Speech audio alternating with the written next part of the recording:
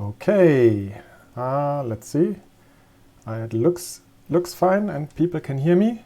Hello everybody and welcome to our new live stream, May 2020 live stream after the release of 3.0 and Split Vendetta. This is talking a little bit about what's currently going on at Egosoft and telling you about what happened in the last month since the release of 3.0 and the first expansion for X4 Foundations.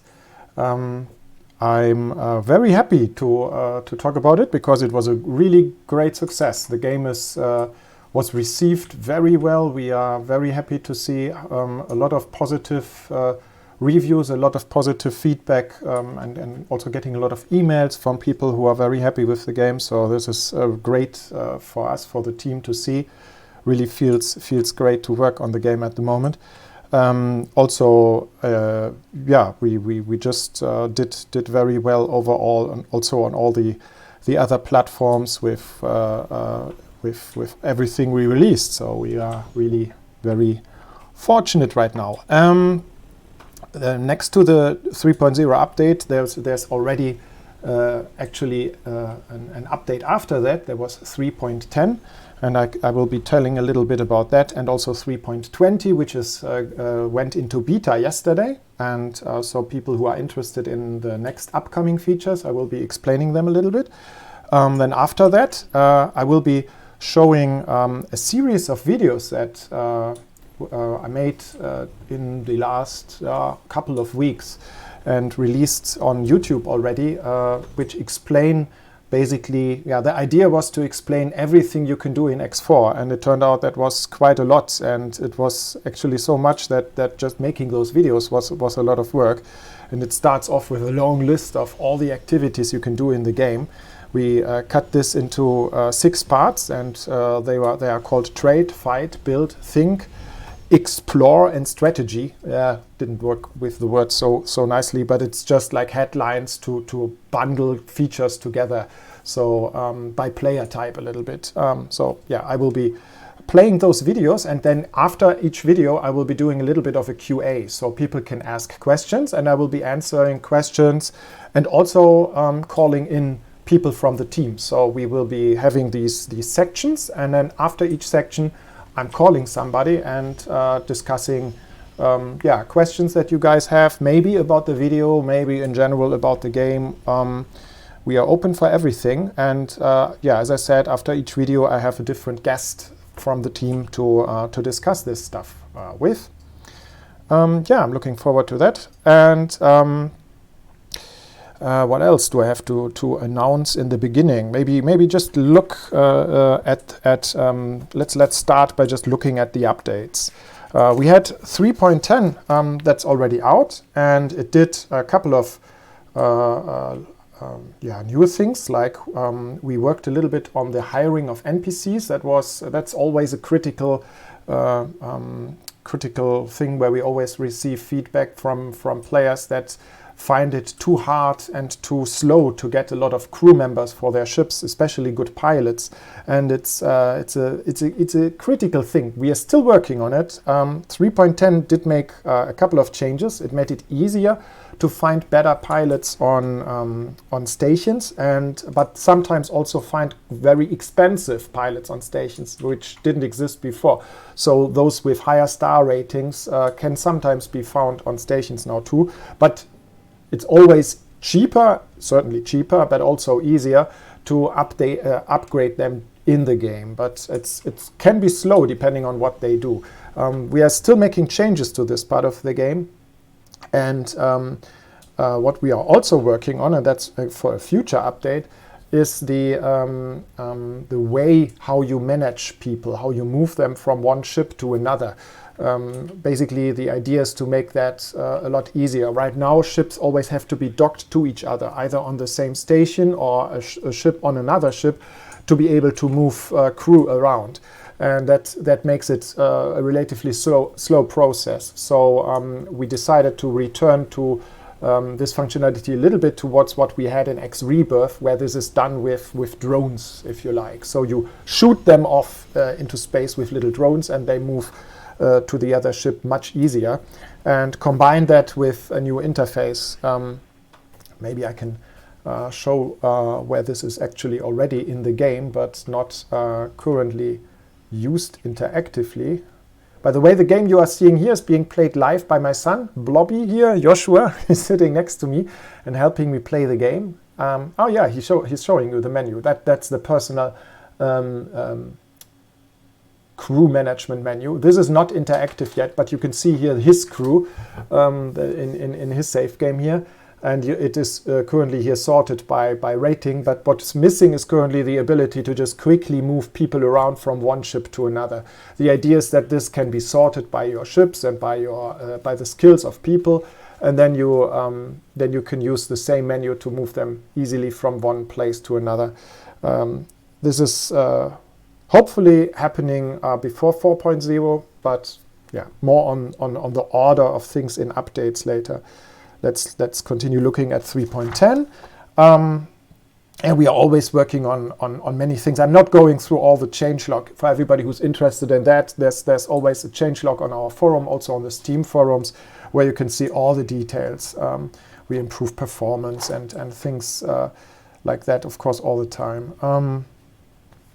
We've worked on some storage capacities on economy things. That's more like bug fixing. The bigger things actually go into the next update, the one that is now having a somewhat longer beta period, and you can always judge by how long we are putting an update into a beta, what type of features we put into it. So the stuff that really are critical and are bigger things also need a longer beta phase. So that's why 3.20 will be significantly bigger than 3.10, but it is of course a long shot from what we do with the major update like 4.0. 3.20 will have this new cool feature, trade rules. I will be talking about that after the first video, trade, when I will be talking with Michael, who's our trade guru, and he can be explaining that feature. It's something that a lot of people were asking for, so looking forward to that.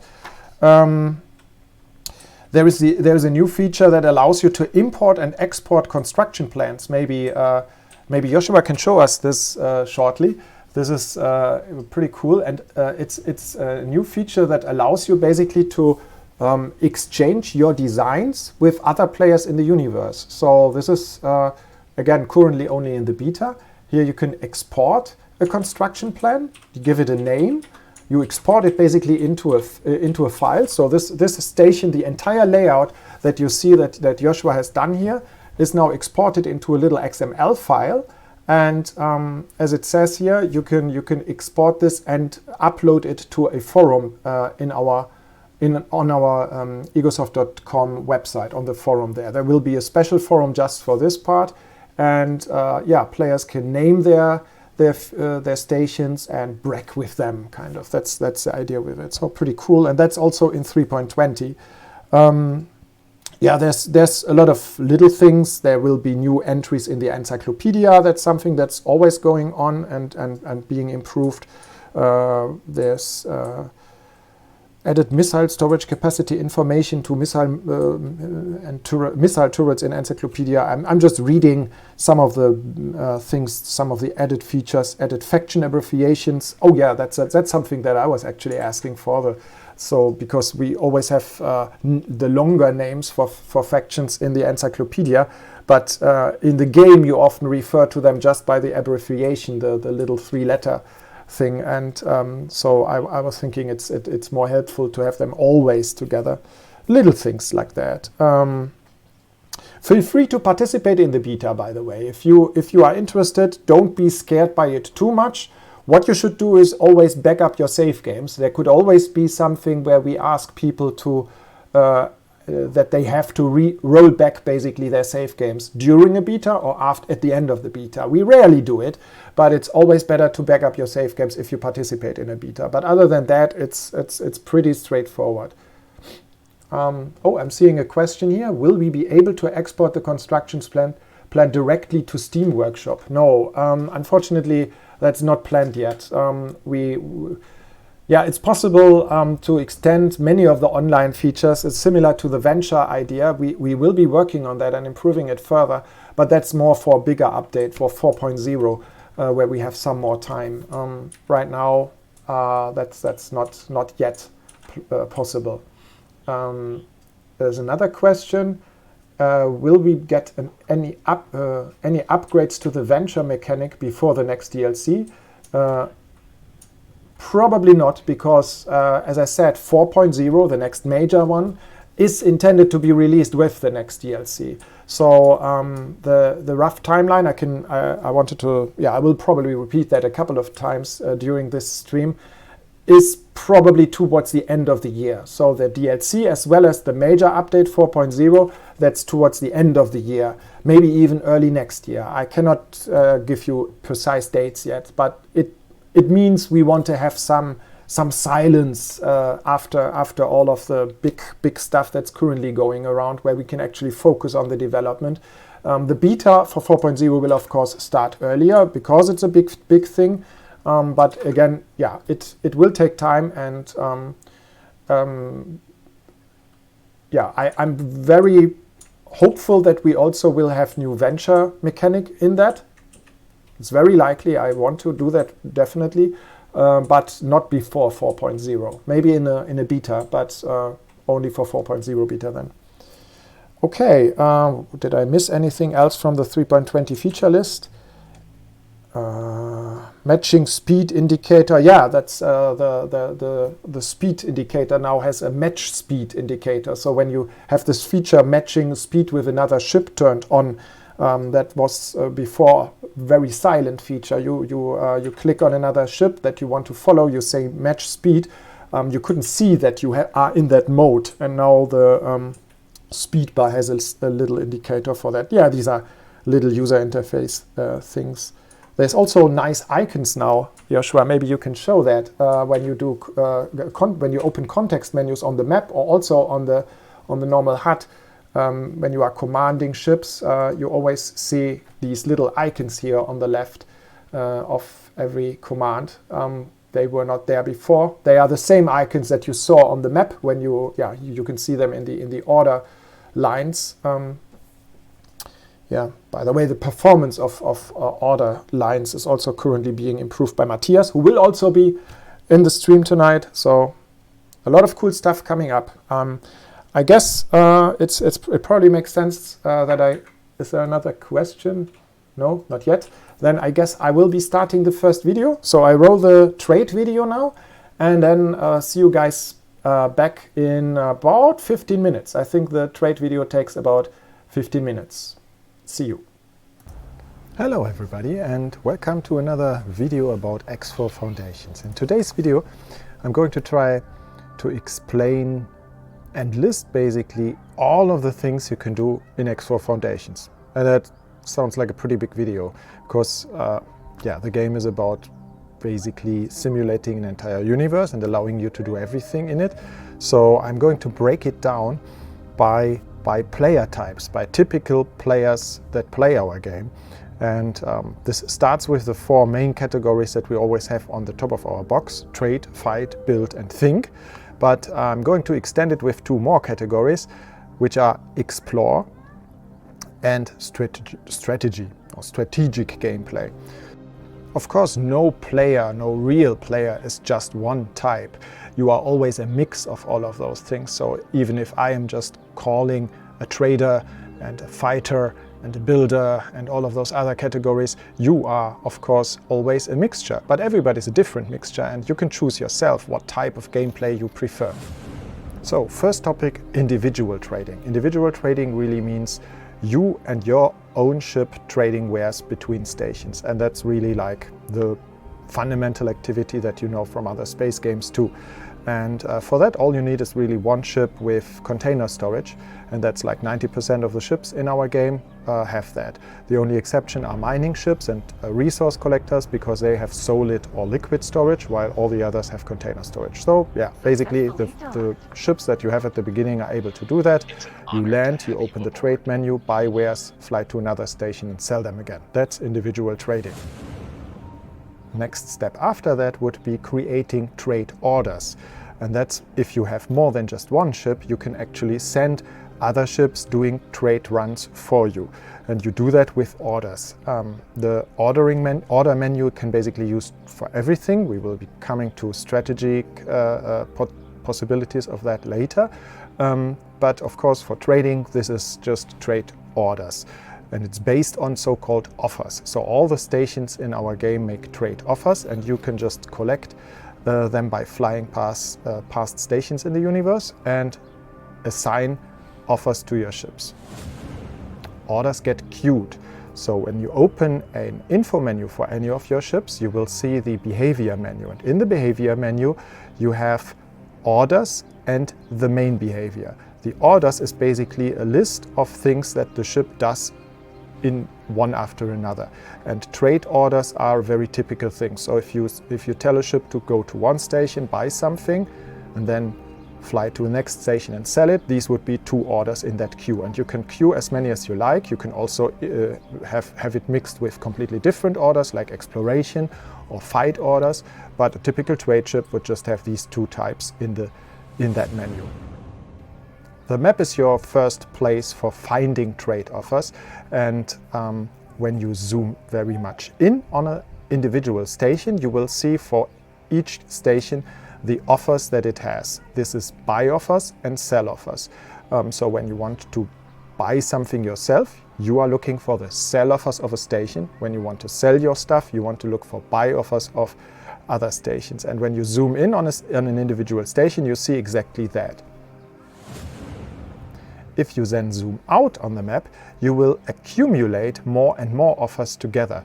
That way, you can easily identify the cheapest sell offer and the highest buy offer of a station. So these are the ones that are normally most attractive to you. So as soon as distance is not so important anymore, you can zoom out further and further and see better and better offers usually.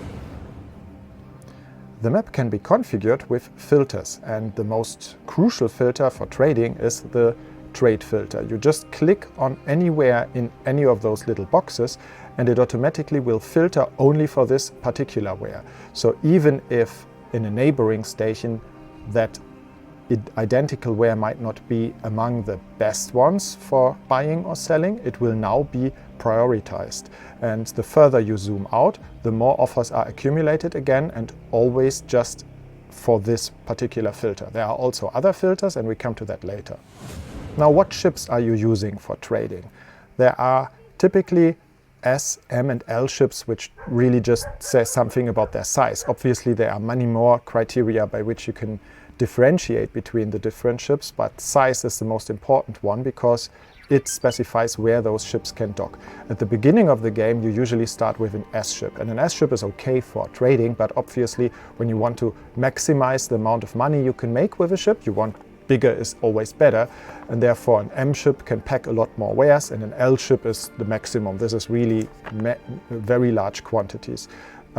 It's however normal that these larger ships will be more used for remote trading, and the smaller ones are often the ones that you are personally sitting in because they are more maneuverable and easier to fly.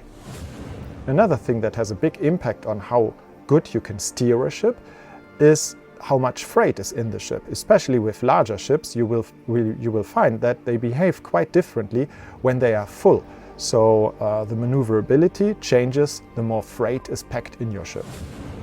When talking about the sizes of ships, you also have to see the actual docks that go with them. So here are S docks and M docks, which are usually close to each other, especially on stations. And then there are piers. Piers are at the outside of stations and used for the very big ships, the L and the XL ships. L ships are the ones that you normally see transporting large quantities of wares to stations, and piers are used for L ships. XL ships is the largest category of ships, but they are not used for trading, so they rarely have to dock at normal stations. They would only be manufactured in shipyards and be equipped at shipyards. We talked already about the map and that it allows you to browse through your trade offers, but in order to have these trade offers there, you first have to collect them. And you collect trade offers by just flying through the universe. So in a sense, this is actually part of the exploration side, and we will come to that later. But I already tell you now that, of course, the more trade offers you have seen in your universe, the better for trading, the more variety you have for buying and selling wares. And a trade offer that you added to the map always comes with a duration. So for a couple of hours after you pick up a trade offer, you will see this live information on the map. After that time, you can still trade with that station because you know it's still there, but you don't know the live prices anymore. So when you then send a ship remotely to this station again, you will actually have to call back when the ship is there to make the actual transaction. Whereas if you have the live information, you can make the trade deal already upfront. So as you can see, it's very valuable to have a lot of trade offers and have them for a long duration. That's why the trade computer is a very valuable upgrade to your ship, because it makes it easier to collect trade offers from further away stations. Every ship that flies around for you in the universe will now collect trade offers and also see live information. So it's not just you personally collecting that information, but every remote ship that flies for you will also add to that information. Another way to add information is by placing satellites. Satellites are basically like static ships. They are just giving you live information about their surroundings. So it adds to the fog of war area in the map, but it also adds trade offers. One way for a beginner player to get a lot of information about the universe and be able to trade very profitable is to find the highway ring that is central to our X universe, because this is the most densest area of our universe, and by following the highway ring you can very quickly find a lot of trade stations and get a lot of offers added to your menu. So this is a very easy way to get the core of trading added to your map. Later in the game you want to have trade subscriptions. Trade subscriptions basically means that you don't have any duration for trade offers anymore, but you will have the live information of all the trade stations that are affected by that subscription permanently. And there are different ways to get trade subscriptions. One is to simply buy them once you have a very good reputation with a faction. But the alternative way is an illegal one. This illegal method is by hacking a station. You can hack a station, and we are talking more about that later in the exploration and in the pirate area of the game. But it's basically just placing EMP bombs on the outside of stations and scanning the resulting data leaks on a station. And then sometimes you get a trade subscription for not just that station, but sometimes also for many stations. Another thing that you can get with scanning data leaks on stations is discounts. Discounts are, of course, very useful for any trader, because it helps you getting cheaper prices on the products you buy and also better prices on the products you sell. So discounts are always very useful, and you get them by scanning for data leaks on stations or using the EMP bomb. That's the illegal way to create signal leaks and then scan them. A subcategory of the trader player is mining. Any trader will probably sooner or later also mine for resources in the game, and our economy is standing on resources which are actually mined in our universe. So this is a very important activity, and of course NPCs do it, and as everything in the game you don't have to do it, but it can be also very profitable to do mining yourself.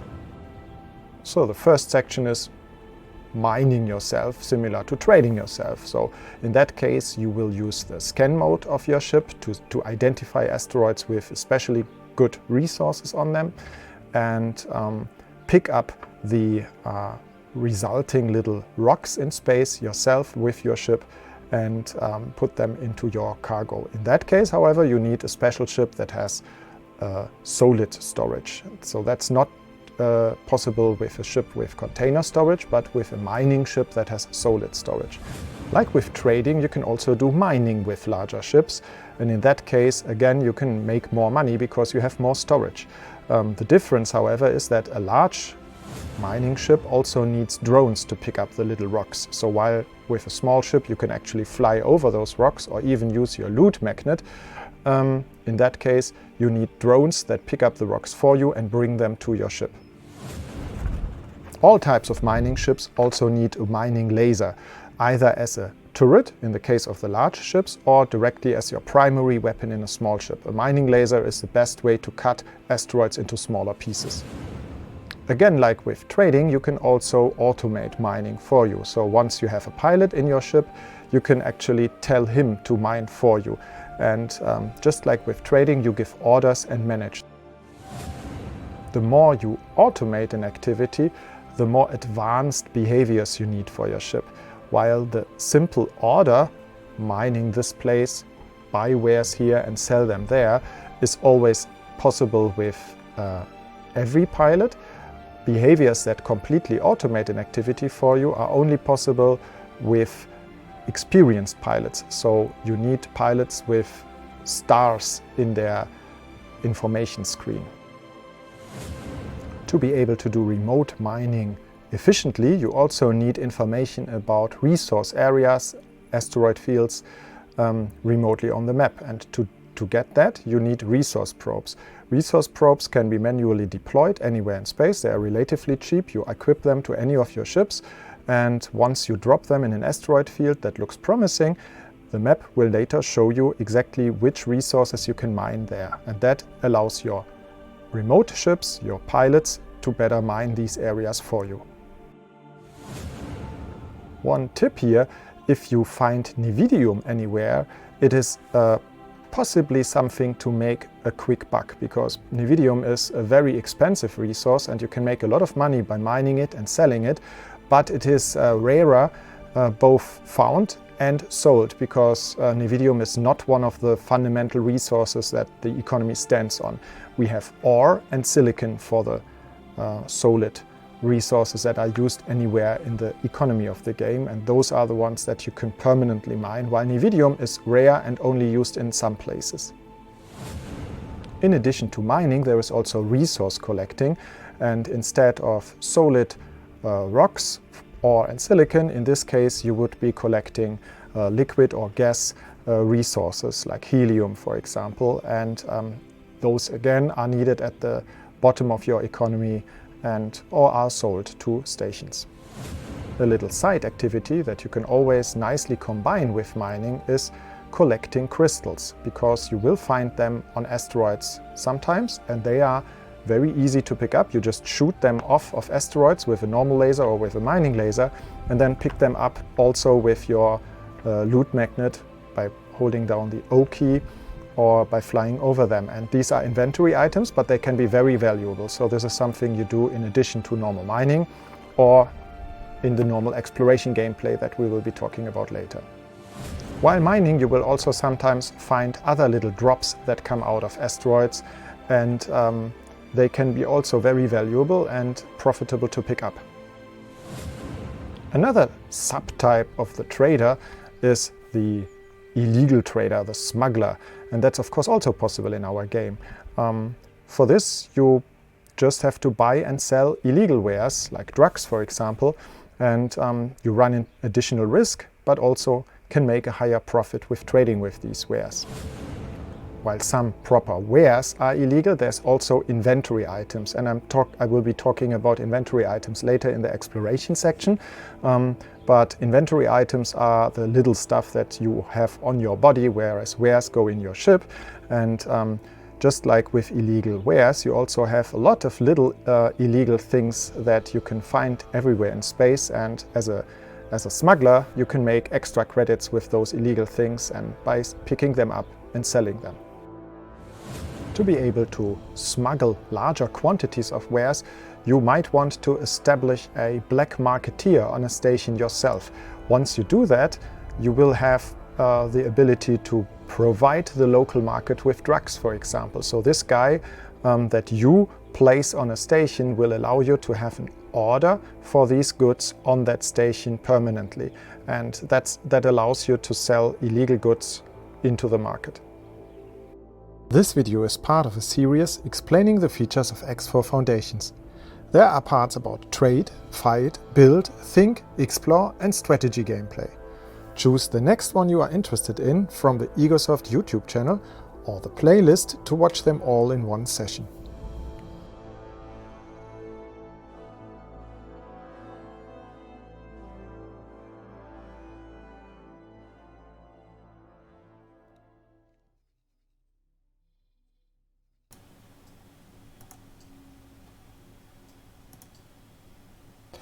Okay, we are back and I have a guest here, whoop, sitting next to me, who is a little bit too high. I think you have to, if you move a little bit, yeah, I didn't check the window before, I'm sorry. You are so tall, you look much taller than I do. This is Michael, the expert for, or Michael in English, the expert for economy. So that fits very nicely after the trade video. And yeah, let's introduce yourself, Michael. How long are you working for Egosoft? Yeah, hi. I've been working for Egosoft for 16 years now. Actually, a little bit longer as a fan in the community, but yeah, since 2004, I'm working on X Games. Yeah, as a member of the community you started, right? And maybe you can say a few words about that. How you ended up with Egosoft. Essentially, I was a fan of the games and started being active in the forums, and then discovered the developer network, which allowed me to get some rudimentary access to development resources and getting to know how things worked, how missions worked, how various aspects of the game worked. So I started just messing with that, and yeah, by doing all kinds of work on the website and some other tool work and all that, I slowly got into it and then got to know everyone, and yeah, eventually made an actual career out of it. Yeah, if I remember right, you were a forum moderator first and an administrator, and then so you were already basically working a little bit for us in a volunteer role, and then grew into it. That's also the time when we had this modular DevNet thing already running. I don't remember where you if you remember the ability to write missions as a part of DevNet, which were then compiled. I remember I tried a couple of missions myself that way, and with KC programming. So you did that already as in the community before you joined us. Yes. In fact, that's how we got a lot of our early people helping, especially the external modders. That I think that was all kickstarted with this DevNet thing, and by allowing people to write missions. It was a bit chaotic because people were actually writing the KC code, and we compiled new missions online actually with a compiler running on the website, and crazy things like that we probably wouldn't do nowadays anymore. But yeah, it was pretty cool. Yeah, maybe just continue. What did you? That's maybe also interesting for people. You made an education, or is that right? A Ausbildung, Berufsausbildung. How do you? Apprenticeship. Apprenticeship is apprenticeship sells it a little bit. Specialist. Yeah, it's actually apprenticeship sounds a little bit too small. It's actually in Germany we have this job education system which always combines school with a company, and you did that inside of our company. Maybe. Yeah, I was actually the first one that got to do that at Egosoft. And, seems to have worked. Yeah, that was really good because I could start working. I could work on the games, so that really worked out quite well. And well, I'm still here, so pretty happy. What next question was? Which of the X games is your favorite? Well, obviously it's X4. It's got all the new and cool toys. So I really like that. Station building, especially assembling stations in the station editor. That's just the Lego kid in me is really happy with that. But it's a bit tough to pick an absolute favorite because they all have their strengths. X Beyond will be always something special to me because that's what brought me to Egosoft, to the X Games, and that brought me into this, and that essentially put me on this career path. So that X Beyond is something that I will always hold dear for that reason alone. But yeah, X4 right now is definitely the coolest thing we have. If I'm not mistaken, it was probably Extension that you then worked on the first, right? Because yes, with X Beyond we clearly didn't have the community yet, and there was no ability to write missions. But there was this expansion for that very first game, X Beyond the Frontier, called Extension, and with that I think we started this DevNet and mission adding. Yeah, right. With the Extension 2.0 patch, I essentially found my first mention in the credits as working on it. Oh. So that's really when it got started for me. Cool. Yeah, maybe then you tell us a little bit about what you do in the company nowadays. Okay, how long do I have?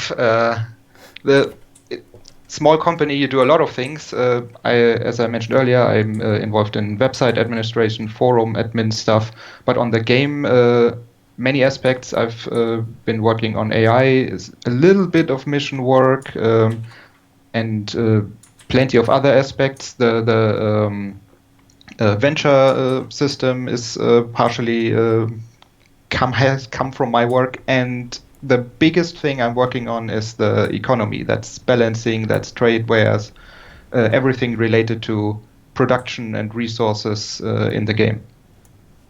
Yes, and that's why we have you after trade here. And I wanted to ask you, what would you say are the most important aspects of our economy, the simulation, and what makes it stand out?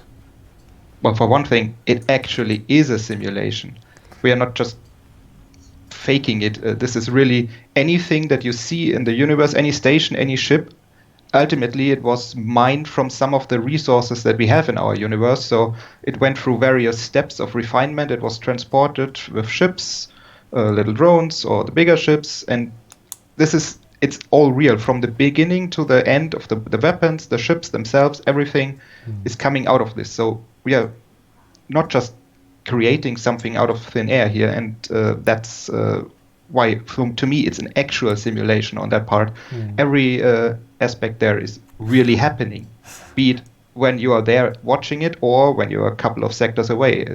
It's always happening. Joshua is showing off some logical station overview of his big shipyard station in the background while we are talking over it. So this is a really nice menu in 3.0 in the game where you can do all of that management. And by the way, this also, maybe this is an opportunity to talk about that part because it also integrates the new feature of 3.20. Maybe you can explain that a little bit. Yeah, the latest edition that is, of course, most visible in this station overview menu are what we call trade rules. Before, we had limited options to allow you to control who can buy your products or who can sell resources to your station, or also resupplier ships. And especially for advanced players that wanted to set up special chains of production through various stations, where some intermediate products are just kept local, or set up trading stations, that just wasn't good enough to get the real fine control. So what we came up with are the trade rules that allow you to control, which of the factions that I know can or cannot trade. So you can use it as a allow or deny list, so to speak. And we can set this now not just for where, but individually for buying or selling. So you can say, okay, the Argon can sell stuff to my station, so that my station has the resources, but the product is just for me. They can't get that, they can't buy that. Yeah, I remember so you can set that up. Some discussions about people who wanted to set up trade stations, and that was one of the use cases where I said that was not possible before. There were actually many of those use cases were possible before. They were just a little bit unnecessarily complicated when you did them, but that was actually impossible. You couldn't really get a trade station to only be delivered from your own factories, but sell to everybody. That is basically what people wanted to do. Or one particular customer I remember discussing it with. He wanted to use a trade station as a hub really between his own economy, manufacturing everything, and then as a selling point to the NPCs, and that wasn't possible before.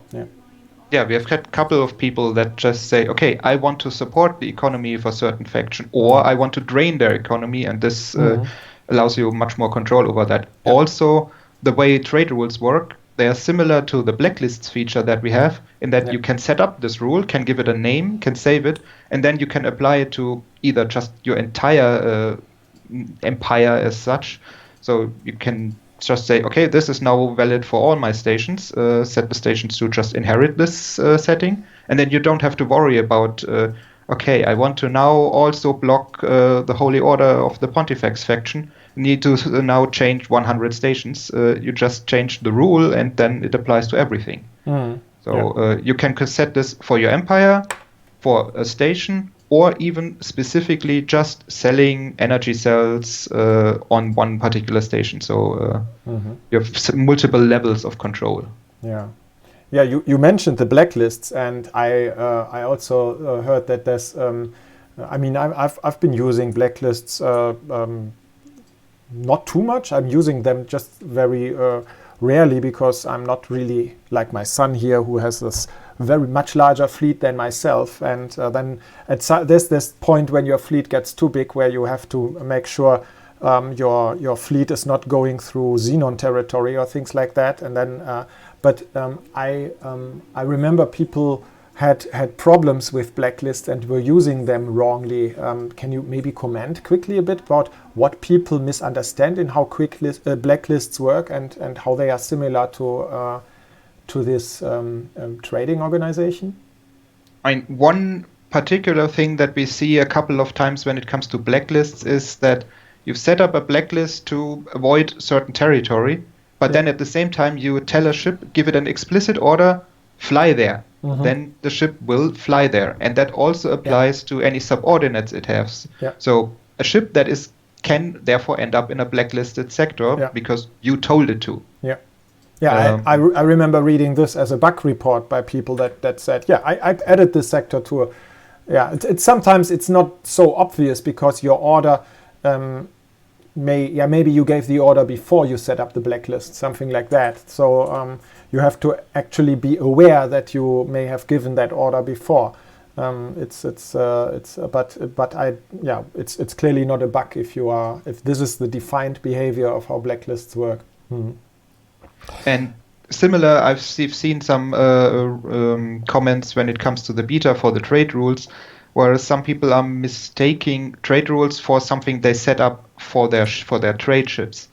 That is not meant for the trade ships. That is meant for your stations and resupplier ships. So you tell your station, who am I allowed to buy from? Who am I allowed to sell to? Or if you use it as a blacklist, who is not allowed to sell stuff to my station. Cool. I wanted to get back to this point about the economy, and the second question here was, can you give our viewers an idea of how complex the process behind the game really are? Gregory was asking about numbers of lines of code or the involved agents and entities in a typical economy, how big everything is, so maybe people can get an idea of the scale of things. It's very big. It's very complex. Trade is a core feature of any X game, and therefore it's spread out through many areas of the code. It's tough to give an exact line count, but I can tell you that it's several 10,000s of lines if you every aspect of the trading functionality together. Certainly that. Number of stations. When you start a new game with Split Vendetta active, there are about 1,000 stations in the game and roughly 6,000 ships. About half of those ships are trading ships, the others are fighters. And of course, all of those ships have crew. Some have multiple. There's at the very minimum, there's always the pilot, and then there's also some scripting functionality for engineer and something that controls turrets. So all in all, there's easily 20,000 things all running their own logic. That's station managers, pilots, traders. So that's already a lot of calculations going on, essentially, because again, this is a simulation, so it's all actually happening. And some things that always cause us some issues is just the sheer amount of things to look at. A trader wants to look for great deals and has 40 plus wares available to choose from. And in an area where there's maybe 100 different stations or even 150 different stations, and then going through all of those and picking the trade that particular pilot wants to do, it takes a little while if we don't want to cause a lot of performance problems. Yeah. So it's a bit of a fight between having this really cool stuff with all those ships actually doing something, and then at the same time not causing the game to just crawl to a halt. Yeah. For people who want to know more about that, there is actually a video I made for the X-Log series about how our simulation is different from many other games in this bottom-up way. The fact that everything is simulated, that all of those ships are actually flying around versus a top-down simulation, which also can be called a simulation. But it's a different way of working, where things are designed for the player to work. In most computer games that are not about simulating an entire universe, this is the case. Games like GTA, where they also get across the appearance of a huge map, in that case a huge city that is completely simulated, but it isn't. It is actually the stuff around the player that is only shown, and you can create the appearance that other things are also going on. But we are actually simulating all of those ships, even though they are not necessarily 3D objects. And I talk a lot more about that in that X-Log video. People can look that up on our YouTube channel. I have a couple of questions. It's perfectly valid. It's just different from what we are doing. Yeah, exactly. I mean, I have the greatest respect for especially for GTA. I love it, or many other games. That it's a different type of game, certainly. I have a couple of questions here from the chat. So there's the first one. Can you say something about resource respawn? How long will it last when resources are back, like asteroids or the crystals on them? There are couple of factors that go into that. The resources, how quickly they respawn is different per region, so it depends on where in the universe you are. Matthias probably would be a better candidate for that question because he's more familiar with that. Then maybe we should repeat it again later. Leave it at that. The normal NPC economy that we have without player interaction usually does just fine with resource depletion and the refill there. If players start to send enormous mining fleets into an area, they can really drain it, and then it's supposed to take a little while. I mean, makes it more interesting if you have to move elsewhere or just scout more resources. And we should mention that the rules are different for crystals anyway. There is a respawning for resources, which are the actual fundament, the bottom of our entire economy, and they are mined realistically, bottom up, as I said before, for the entire economy by NPCs as well. Whereas crystals are just inventory items, and they are only there for the player if you wish. So there's this mixture between bottom up and top down. So the rules that apply for resources do not apply for crystals. Crystals work a little bit different. But we can maybe talk a little bit with Matthias, who's on in 2 videos to go after the build part. Another question: could you add a show ship on map command to the response option when a ship contacts you when in trouble? So that's basically a feature request. The answer is, I guess, yes. We could. Certainly can do that, but again, not exactly my area. Yeah, we have to put that on our list and discuss it. I mean, this is adding to the conversation, and we have to be careful that they do not get too convoluted when you add just features to them. But maybe that's a good one. I have to think about it. Question: are you planning to bring back the different tradeware types, solid, liquid, container, from a trade perspective, as they were handled in Rebirth? Liquids, gases can only be transported with liquid transport. Enable trading with solid wares. Example: to set up a mining station and ferry solids with transports. What exactly is the question here? I don't fully understand that. I mean, I think the main reason is that at the moment the only transportation of these wares, of the raw minerals, of the raw gases, happens from where they are mined to a refinery, and then that's it. Because at that point they are converted into the refined goods and become container wares that are in container storage. Yes. And we did that deliberately, right? I mean, the point is that we wanted to simplify things because we had the problem with X Rebirth that people were confused by those storage types and being used in trading, and then finding in the trade menu always wares that they couldn't load into their ships. And this is, I think, right now much more intuitive, that you have mining ships which can do mining. And yes, there is the gas liquid mining, which is one category, and there is the solid mining. But that's intuitive. You see that. These are rocks, this is gas. Of course, they need different ships. But when you trade and you have a trade ship going in your universe, and sometimes just the bar won't move in the trade menu, and you have to read the mouse over menu, and it has to give you a reason why this ware can be traded but that ware cannot, and you have potentially even ships with multiple types of storage in one ship, then it gets really complicated. Like, is my ship full now? No, it isn't. Or it's but I cannot put more container storages in because it also has solid storage.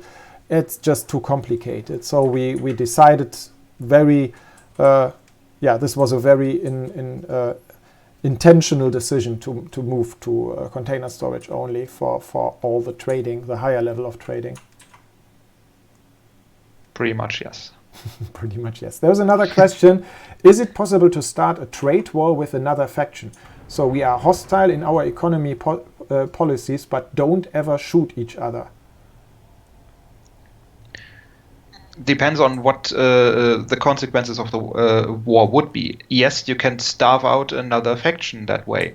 If you just make sure they can't get the resources anywhere else, that's certainly possible. You just would have to make sure that there are no other third parties that then supply your target faction. So far, there's nothing that's really stopping you from doing that. Mm. Cool. I think we should go on, because we also have like fight, build, think, explore, strategy, all these other videos coming up, and people talking about them. So thank you very much, Michael, for joining us. Yeah. Hope to have you. Great. Yeah. So we continue with the fight video now, and after that we have another session of Q&A again, this time then with Lino, our lead artist, who will be talking about the split ships and a lot of more cool stuff.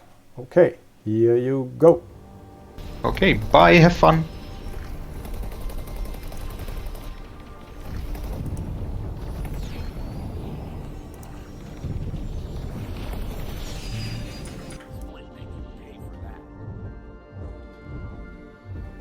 So here's our second category, the fighter.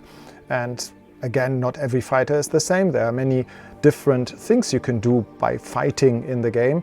Maybe you are a pirate and you rob other people and making money that way. Or you could be a military pilot and work for the official military in various factions of the universe. Or you can just play missions, and everywhere firepower is helpful.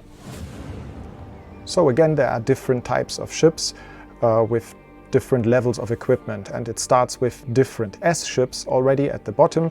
The very small scout ship, which usually only has one weapon but can be very fast and maneuverable. Larger fighters with multiple weapons and sometimes also with better shields. These are still all S ships. Then we move up the ladder to the M ships, which can be a frigate or any kind of larger, heavier bomber, for example.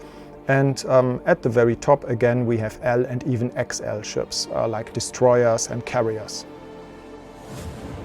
All of these ships you can personally fly, so you can be on the bridge of a capital ship and click on the captain to take over the control of a capital ship, or you can be in the cockpit of every small S ship, or you can land with your S ship on an M ship and with the M ship on an L ship, and so on. All of that is possible in this game. As a fight-oriented player, you probably don't always want to buy your ships at a shipyard or wharf, but actually capture them in fight. And with S and M ships, that's easily possible. So there's always a chance that during a fight with one of your enemies, the crew and in the end also the pilot will leave the ship. And once the pilot leaves, the ship is empty and you should stop firing immediately, because this usually happens when the shield and the hull are very much at the end. So then stop firing immediately, and here's your new captured ship.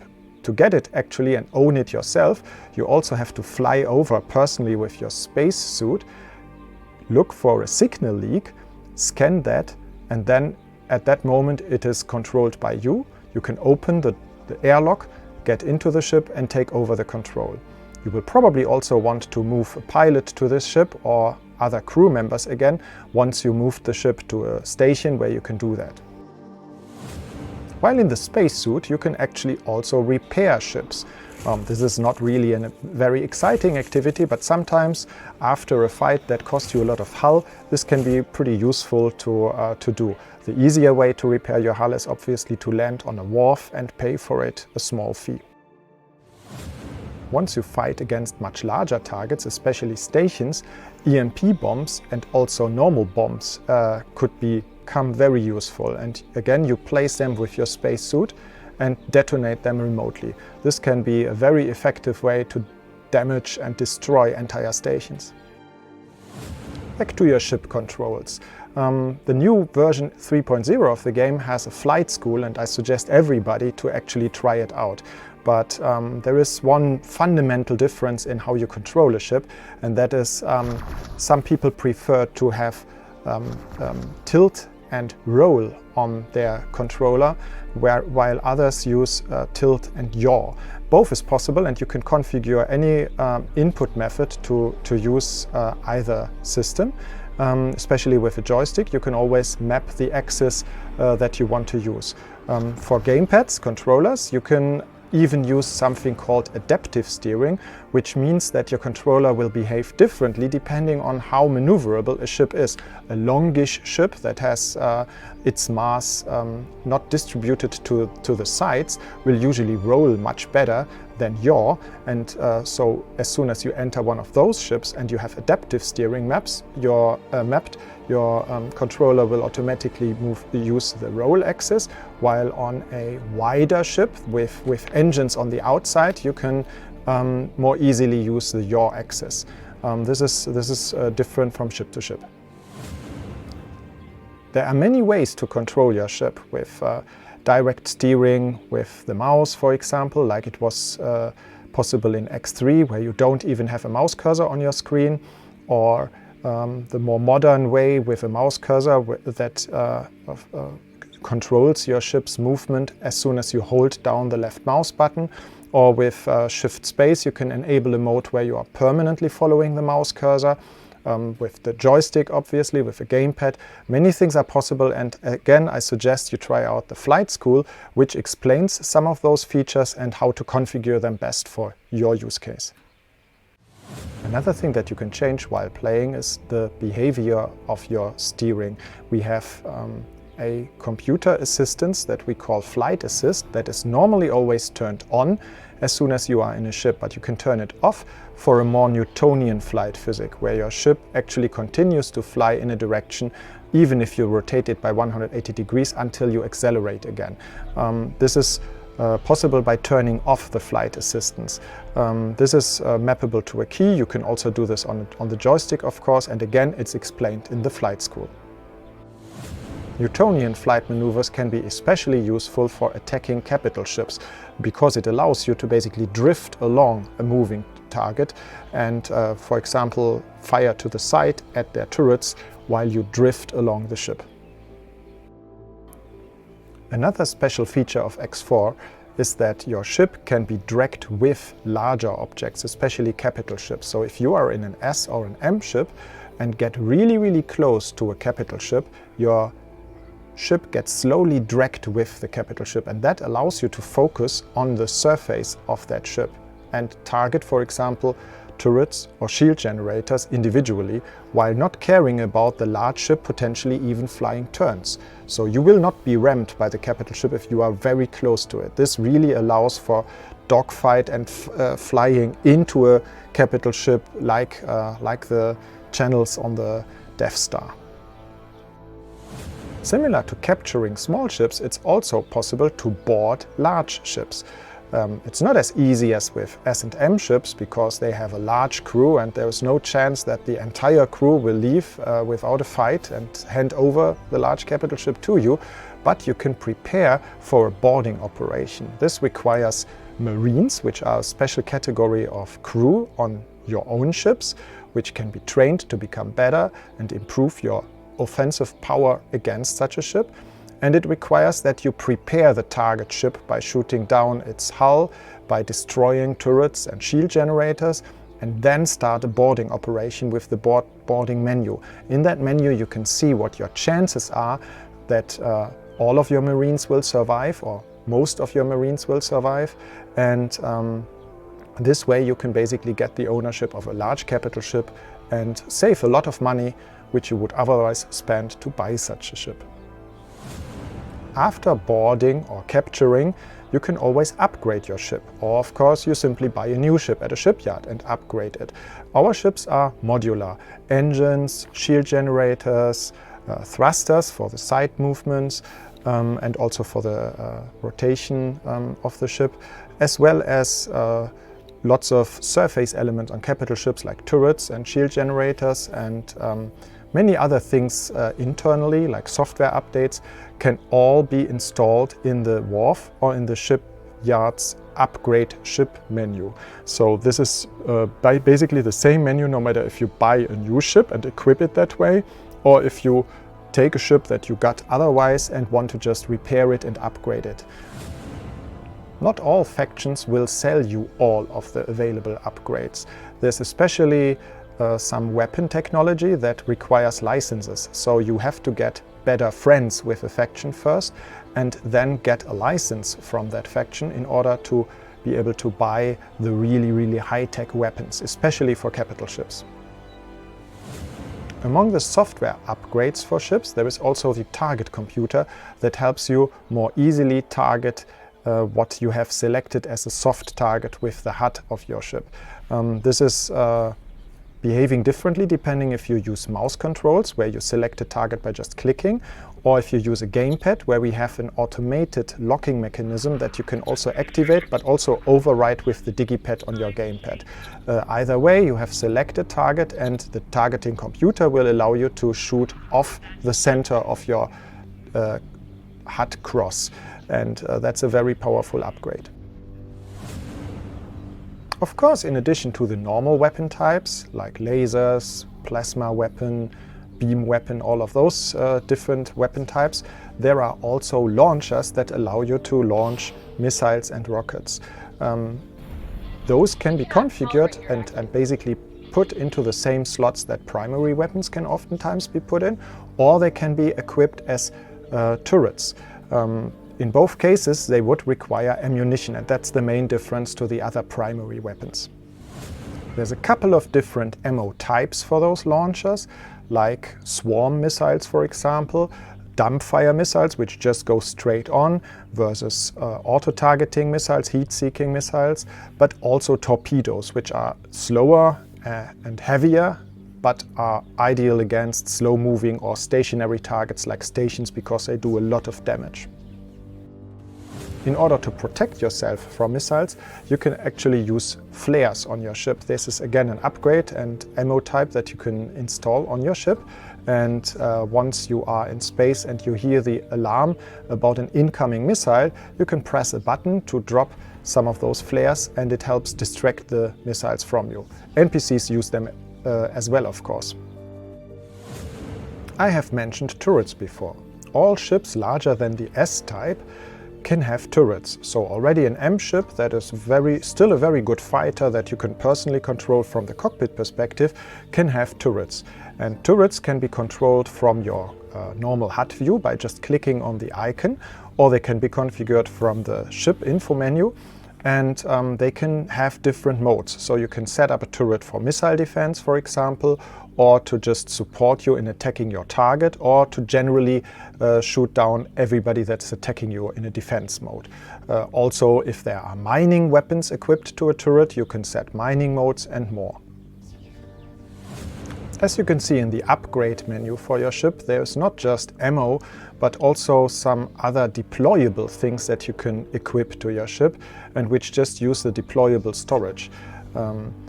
Among those things are, for example, laser towers. Laser towers are simple automated weapons that you can just drop off your ship and which then automatically fire on all of your enemies.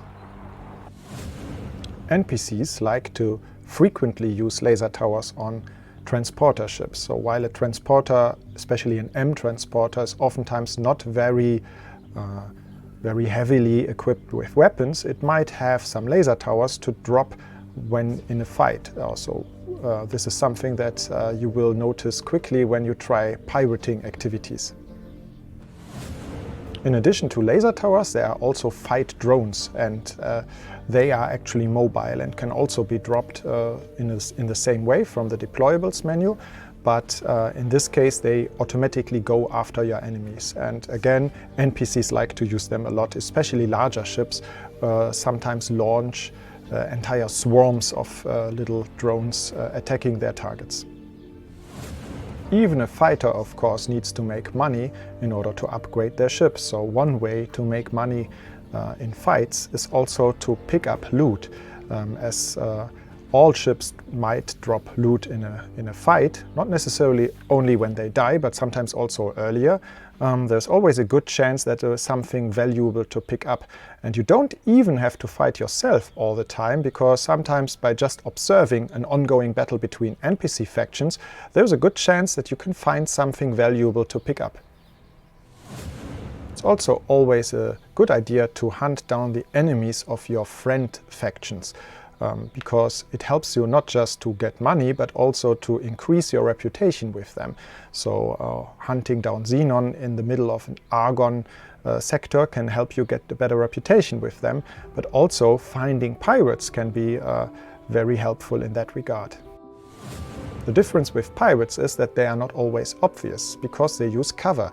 So sometimes it's necessary to scan a ship to identify it as a pirate in order to be able to hunt it down later. So for that you have the ship scanner, and that helps you to find ships that are just smuggling wares illegally potentially, or also to find pirates. Another way to make money as a fighter could be to steal from stations. You can also hack stations with bombs and EMP bombs, as I mentioned already in the trade section. But you can also go on stations and go to the security rooms and use some handcrafted items to hack a station from the inside. More on that later in the exploration section. But that way you can get a station to actually drop a lot of its cargo, the stuff that it has for production, and then sometimes you might be lucky and be able to pick up that cargo either personally with your ship yourself, or by again ordering some of your other ships to pick up that cargo and then sell it for you. You might not even have to do the hacking part yourself, because sometimes pirates are doing the exact same thing on stations, and you can see that and identify that they have dropped cargo near a station and try to pick it up. Of course, you can try to pick it up before them and steal it from the pirates again. Just be careful that you are not caught with these goods and that you are caught stealing, because then the faction that operates the station might also get upset at you. This video is part of a series explaining the features of X4 Foundations. There are parts about trade, fight, build, think, explore and strategy gameplay. Choose the next one you are interested in from the Egosoft YouTube channel or the playlist to watch them all in one session.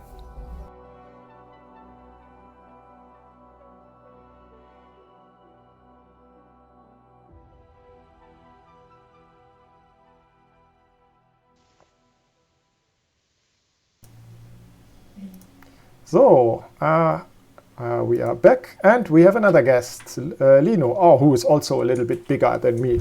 You have a very big head now. Maybe you can move a little bit back. No, it's all fine. You don't have. You're just out at the top a little bit. It's all fine. Yeah. Also move me a bit like this, and then No, it's all fine. Welcome to the second part. This is after fight now, and we have our lead artist Lino here with us. Maybe you introduce yourself a little bit. Oh, yeah. Hey, I'm Lino. I'm like here from 2012 onwards. I'm lead artist here. I'm doing art, outsourcing, and UI. And the most important question that Gregory wrote here is, what is your favorite X game? Or maybe I should start with the question, from when do you even know the series? Which is your first X game? X Beyond the Frontier is my first game. I have gotten it via a CD in a Computerbild Spiele magazine. It was in 2002, I think, and then I've played it way too much. So it gets huge nostalgia points for me, because I broke the game so far that I couldn't get any more credits because there were upper credit limit and similar stuff. Nostalgia points, but I'm enjoying currently X4 pretty much. Gets a point at the moment. I can do much more. It's much newer, and of course, recent games are always good. Yeah, I think that's how it has to be. Maybe tell us a little bit about your current role at Egosoft and what you've been doing in the last year, I guess. I got to be the lead artist since the last 2 years, so I took over shortly after the X4 release, and then started leading the art style for the Split Vendetta DLC, and took care of ship design and training people, artists in-house, and making sure that outsourcing does a good job with the assets we do. I also worked on the bullets, for example, like all the bullets in-game are from me. I have my fingers everywhere because we're a small company, so I can't really say I have done X session, only this or only that. It's like everywhere, like areas, like all the icons, achievement icons, all the stuff is there from me, probably. Yeah, art is a big area, and we are a small company. People probably don't realize how small we are, but we are making the team bigger lately. But it's the core teams stayed roughly the same size for the last 10 years, or even longer than 10 years now, because we are limited by room here in Würseln, near Aachen, and are always here with about 20 people, and only a small fraction of that is the art team, really. Most are programmers, and we work a lot with external artists as well. Maybe you can tell us a little bit about the challenges with the Split expansion, Split Vendetta, because that's like the most recent big project you worked on, right? Yeah, that was great fun, because of course you always have like an existing race, and you have to capture the feel and the look of the existing stuff from X3 and older games. Mostly was X3 was the reference used. And so we had to translate this look and feel of the ships to the newer set and limitations we have. For example, like all the small ships have to be able to dock on the docking platforms, and these have to fit on medium ships. And medium ships can dock on larger ships, so we have very set defined rules for how big ships can be and how large subsegments are. And of course, the first-person movement. Like, we have to be able to get into the cockpit, and when looking out of the cockpit, you have to see something. There were some old Split designs, for example, where you couldn't really see out of the cockpit. Like, it was just a line of light telling you there's a cockpit. But actually, in X3, the cockpit was just always like placed on top of the ship, so it's not really in the right position. If I would have kept the cockpit as it was in X3, you would have seen just a wall in front of you. But the ship looked good. There are some of these things. We have to change the design of the older ships to make them work. Yeah, and of course, a large point was what was very important for me was the sense of scale on the ships, because in the Argon, Paranid, and Telai ships, we got big ships, but they didn't feel really huge.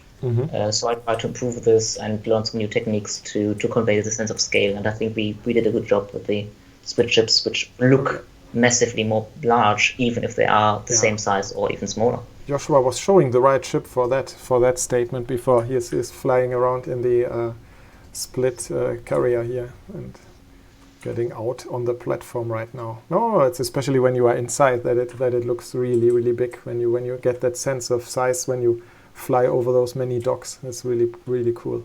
Yeah, I think we're making really good progress with the whole visual style in the game and in the last time. I saw a question that is, I think, will be your favorite. Where was it? Here. Question: what 3D software do you mainly use? Lino, that's something especially for you. I use Blender. It's an open source 3D creation tool since 2008, so 12 years of this program in use now. And when I started working here, we were using 3ds Max and are still using it for setting up the ships and exporting them. But now, finally, after 8 years of me being here and now being lead artist, we changed the pipeline to open it up more for Blender.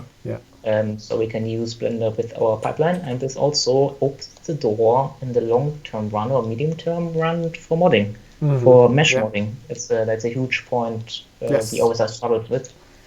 So with an official pipeline, which we might be able to easier distribute, Blender, all the way. That's another reason to move towards Blender. I mean, we've been using other products, very expensive 3D software, but it's really not about the price, the reason that we are not using it or we are trying to get away from it. The openness for modding is really a good reason, but it's also the openness for changing the software for us is also an important part, because we would need Marcus here to talk a little bit more. We already did changes to the program. We added a feature in the UV texture. We added a feature in Blender. It's now in the official release that you can animate the UV textures. That comes from us, or at least from support from a Blender developer. But this was in coordination with us that we got this feature. Cool. I didn't know that. But I mean, we did it for the pipeline, so we asked for it and got in touch with them and worked together. Well, that wasn't even the part that I meant. I meant the whole scripting side of it, and I love open source, and this is in general. Of course, here we can go even further, and it can be integrated in the main software. But it was always pretty painful to develop our own plugins for this other commercial software packages, because we have to. I mean, we are making our own engine. That's also something people have to understand, that we are not using a finished engine like Unity or Unreal, like most developers do. Would have our own stuff. So this is an important thing for us. What are the biggest differences in designing ships for X4 Foundations in comparison with earlier X titles? You mentioned a little bit about that already because of the cockpits, but ships in general, maybe you can say something. The largest difference is being able to dock on platforms. So you're bound to more limitations. The ship has to be able to stand on platforms, so you can't make very funky, fancy shapes. They have to kind of look okay when they're docked on a platform. So you can't have like an L-shaped ship and have very long, thin landing gears at the back. That looks really, really weird. And of course, it changed to modular weapons, which are like more integrated into ships, a bit larger. And so this affects the design a lot. We have more like the form follows function approach this time. Maybe went a bit too far, but this like makes the design more difficult and not so free as we were in the older games. More detailed, of course, because you get closer. It takes much more time to model the ships than compared to X3 or X Rebirth even. Like making the Xenon ships, like the smaller ones, were like a several days task. In X Rebirth, I know it's like making a proper ship with cockpit is like 3 weeks, 4 weeks. Takes a lot of time. You marked this question here from before, from the chat for yourself, but let me repeat it. There was this: why mark ships S, M, L, XL?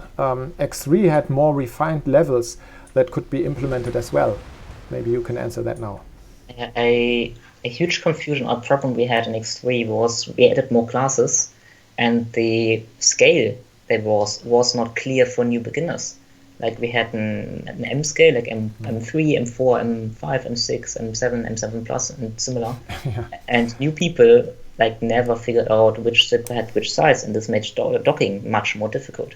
Like this was my approach, and I had to fight a lot for it to make it a bit more simpler in presentation, because we are now bound to the docking base, and it's very difficult. Or you have to very clearly indicate where you have to dock. Yeah. But on the other hand, we also have a lot of ship types, which are kind of not, the question masks this a bit, because the question is just talking about the size. Yes. Or do we have like 15 or 20 ship types, like frigate, corvette, gunboat, personal carrier, courier, and similar, which are still there and still working. Exactly, that's an oversimplification. People just look at SML, because I say that also often in the video. That's a mistake, actually, to think S specifies what the ship is all about.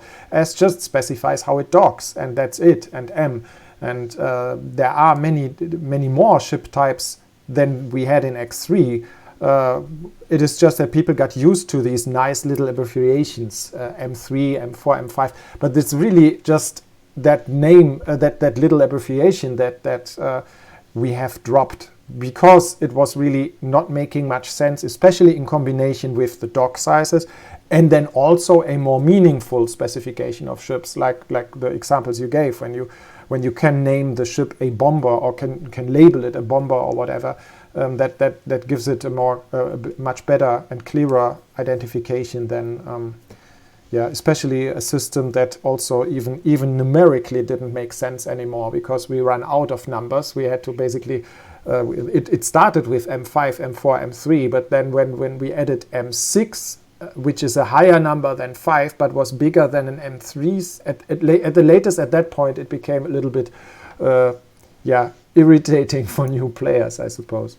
And that's also the second part of that question. What is it planned? Is it planned to add some more docking bay variants, like a 9S dock, or the round dock from the Teladi trade station, for more docking variations?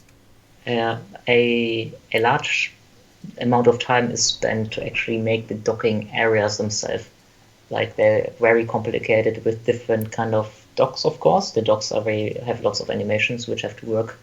Faster docking, slow docking, animations when ships are coming, and like the lights turning on and off if ships are like approaching or not approaching. And of course, all the first person area around where you have to walk has to be very detailed without breaking performance. But I can guarantee that there will be upcoming new docking areas for the next DLC expansion. So we finally get a bit more variation in there. There was a question here also in the chat that Michael pasted. Will there be player unique ships, maybe with the need of huge amounts of Nividium? And Michael himself answered this. We already have ships the NPCs don't use. For example, the fighter ship Nodan. But there was also, that's also always an opportunity to mention the paint mods. Joshua here loves to use them. He was asking me before if he was allowed to use some extreme paint mods when he is playing, because he always has, especially the big ships with quite crazy paint mods. But like this. I'm not a big fan of this particular variant, because especially with such a big ship, it looks a little bit too extreme for my taste, and it looks so beautiful when you have the original design. But there are other really cool looking paint mods. You don't have to go into such extremes. What more? The question was also like, can we have more of them? The problem is, like, a ship takes like 4 weeks to make, like a proper new ship, without making variations. We have some variations that are like quicker, maybe a week, to cut some wings off and make the ship look a bit different. But a proper new ship is like 4 weeks of time. We are like maybe 2.5 artists which can make ships. So I would block an artist for this amount of time to have a ship which is not seen in the game until you somehow got access to it. And for many people, it wouldn't be seen. So this is a bit wasteful, and I would rather make more ships which are seen more often, and make player ships or special player ships maybe more special just with paint mods. Like, you have a very special kind of ship which is special paint mod hidden somewhere in the US which you can capture. Yeah. Another question here. Yeah, another question that I read here is, are there any plans on adding more battleships like the Xenon I down the line? Oh, that was... The Xenon Eye was great fun. I also made this like in XP with times. It took like 3 months of man hours to make this work. I sat on this way too long. It was fun. It was even planned to make it even larger, so it was only the first part of 3. So yeah, another 3 months of time. Large ships are fun. Every expansion gets more capital ships, of course. But of course, so the next DLC will have another big ship. Or another big ships. What kind of role they have, I'm not going to say, because it's also not always completely set in stone. But I can't add like for all the races now more capital ships because of the time constraints we have at the moment. Mm-hmm. There's a question here. I read it out, but it's actually for later. When will our wingman use travel mode to get to the enemy and not just slow boat of the enemy? That's something for Adrian.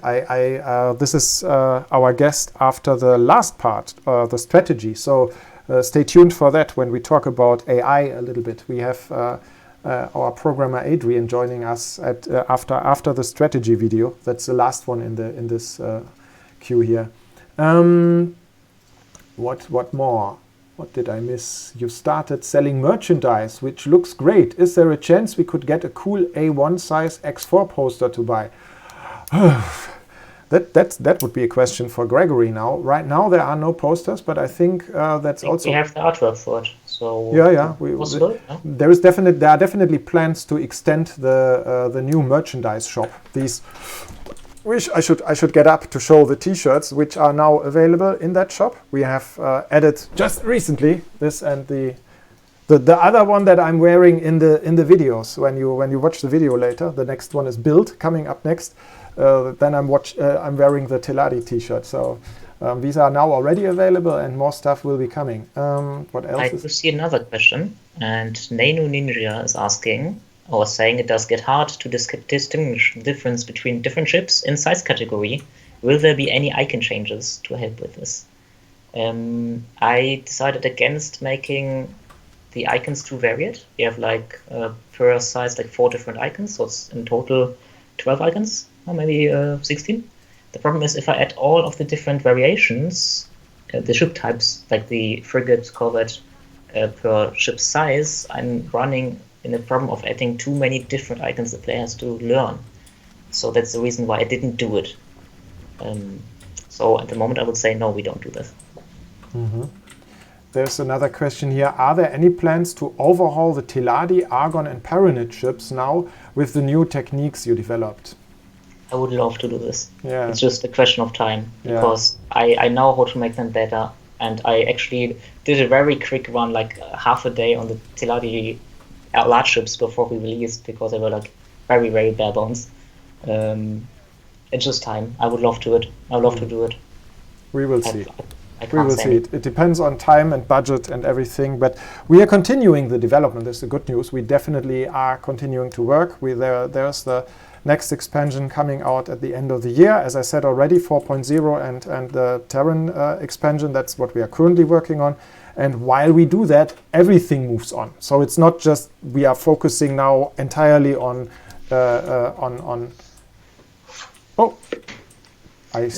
Someone just asked the question about 3D printing.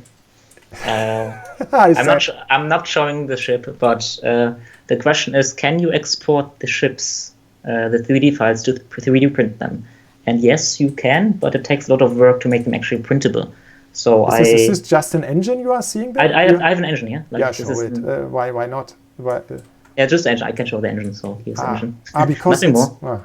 It's, I don't have the Xenon chips. I've printed 3 Xenon chips on my workplace, but I'm in home office, of course, so I can't show them. And some fans have copies of these chips on their hard drives. Yeah. We probably can ask Gregory to maybe make him share these Xenon chips, the 3D print files. I have them, so at least people can print these. I don't have any. Or it takes lots of time to make other chips printable because they have so much detail and lots of manifold surfaces. So yeah, if people want to do this for us and make them printable, and then we can share the files, of course. And send us a copy of each. Yeah. No, it's just kidding, but it's cool, yeah. That's a question for Matthias for later. I'll skip that.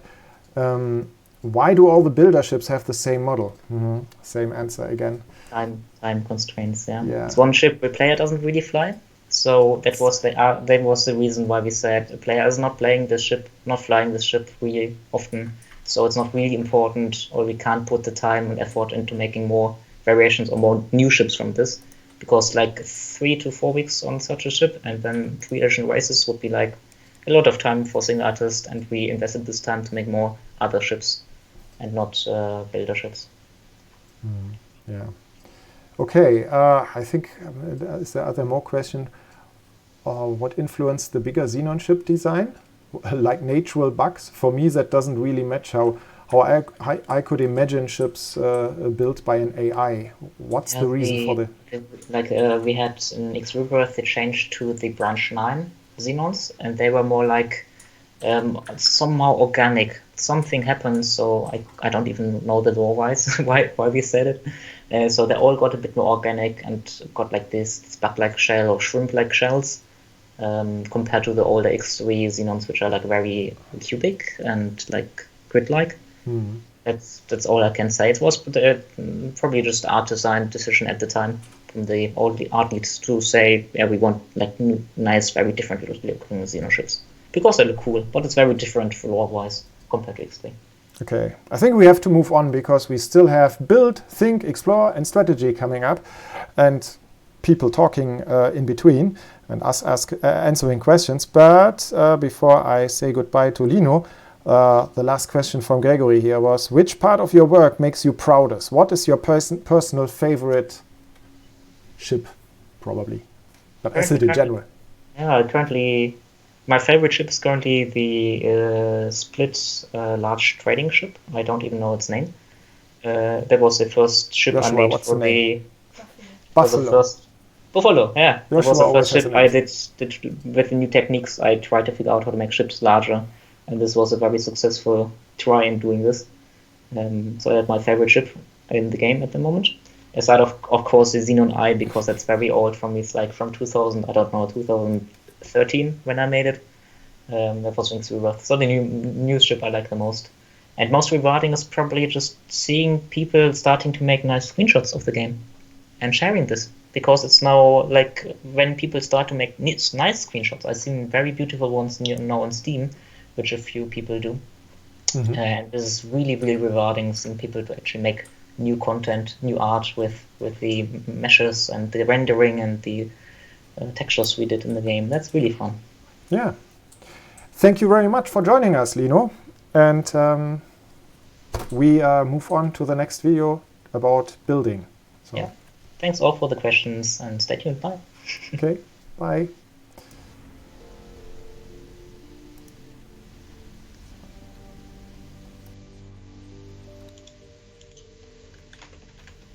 The next player type is the builder, and building is now a very important part of X4.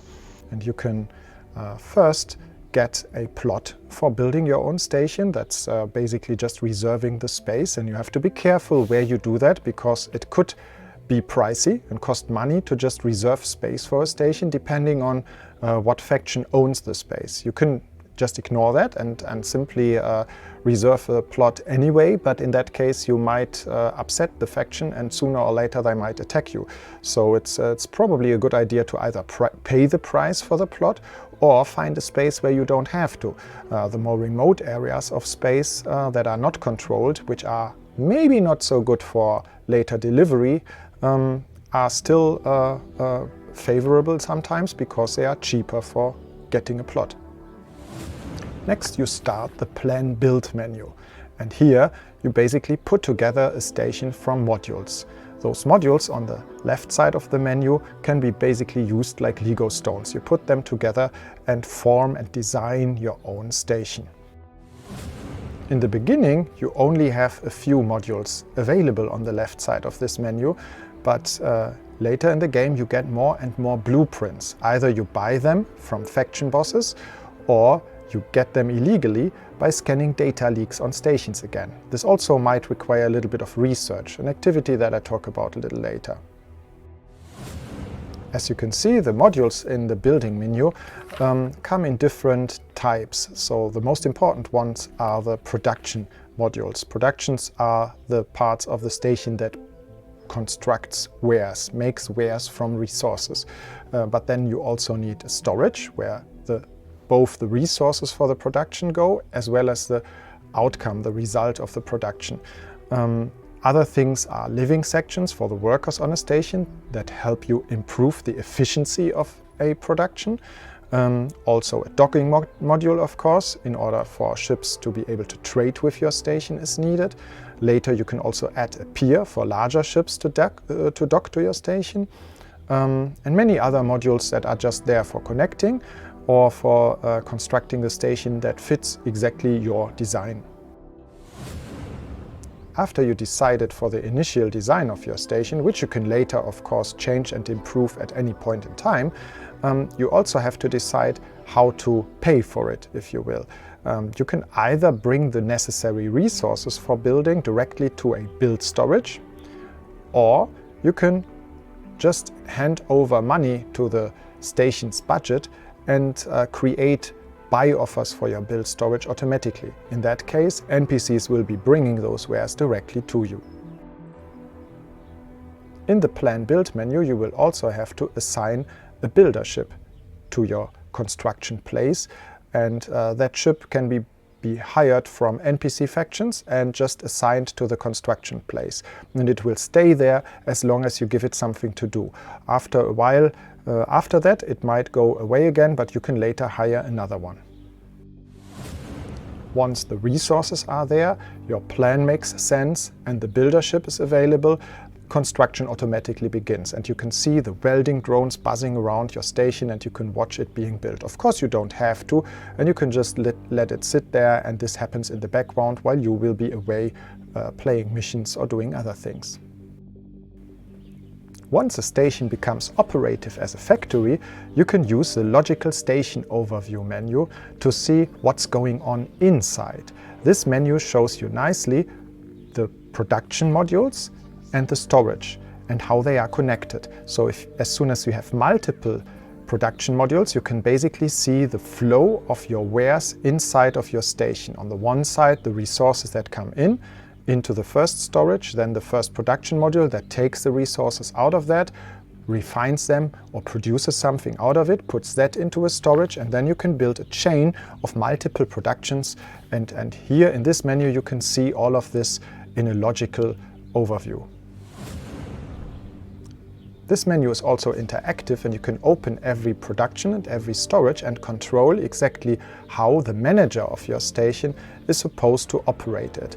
By default, it will all be automatic, and that means both the storage levels for every resource and product will be decided by the manager, but also how much he should pay for the resources that he wants other NPCs to bring.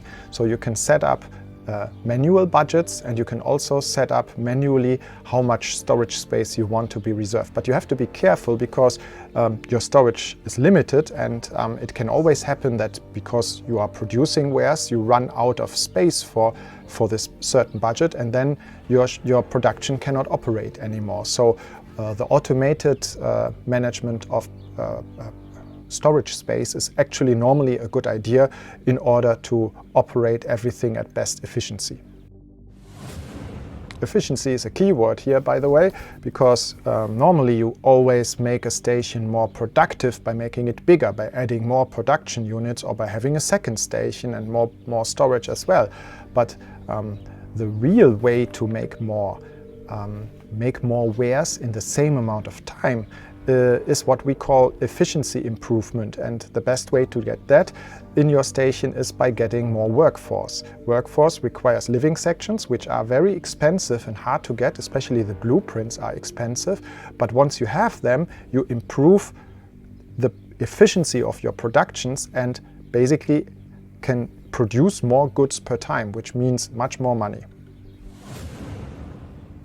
The ultimate goal for every player who is a real builder is of course his own shipyard, and that's the last step, if you will, because it's the top of our pyramid of wares. At the bottom you have resources that you mine, and then they are refined into higher and higher products, and at the very top you build either ships or stations out of it, and you can do it all yourself. Your own shipyard will be producing your own ships. In the very best case, you are not anymore buying the resources for your station from NPCs, but actually manufacture everything yourself. So the only thing that you buy or get manually is the resources at the very bottom of a station, and then you have your entire chain included in your own station, or you build up a supply chain between your own stations so that you become completely independent of NPCs. I have mentioned storage for your station, and I have mentioned the build storage. It's important to distinguish between the two. A build storage is needed at the beginning and contains the resources that your station needs to build, whereas the normal station storage is the sum of all the storage modules that you put on a station and where the products as well as the resources go. Sometimes you might want to move wares from your station storage into your build storage. The easiest way to do that is to just add trade drones to your station, in which case all of that goes automatically. That's also an advantage, by the way, for trading, because trade drones make it possible to more quickly empty trade ships. So it's always a good idea to have trade drones either on your trade ships or on your station. But if they are on the station, you also automatically can move wares from your build storage to your normal storage. A very special station to build on in X4 is the headquarter. The headquarter is part of the plot, which I will be talking about a bit more in the think section, but it's also very useful for the builder because it allows you to get one important feature of the game, which is called research, and research unlocks important things like teleportation later in the game. So improving your headquarter can be an essential part of building as well. Other branches of the research activity that is unlocked with this plot also include research for mods. Mods are the very best way to improve weapons, ships and engines for very advanced players. Another cool thing to build are venture docks. Venture docks are our gateway into the online gameplay. You add a venture dock to one of your stations, and that allows you to send ships to other player universes on ventures. Ventures also reward you in the game with very nice rewards coming from those parallel universes of other players. And of course, when you participate in this gameplay, you also see visitors to your own universe. Ventures can also help you improve the skills of your pilots, and not just your pilots, but also the crew aboard those ships. And as you heard, crew skills are very important for advanced activities, so it's always a good idea to send pilots on ventures. One module type that I haven't mentioned yet are defense platforms. They can also be added to every station and help your station to be safe against enemies. Normal modules can sometimes also be equipped with weapons, and that's been done in the loadout menu of the plan build interface. If you are into the design aspect of the game, you might also want to design ships, and you can of course do that with upgrades and designing your ship on the modular level of applying engines and so on. But there's also the possibility to change the color and texture of your ship, and you do that with the design menu.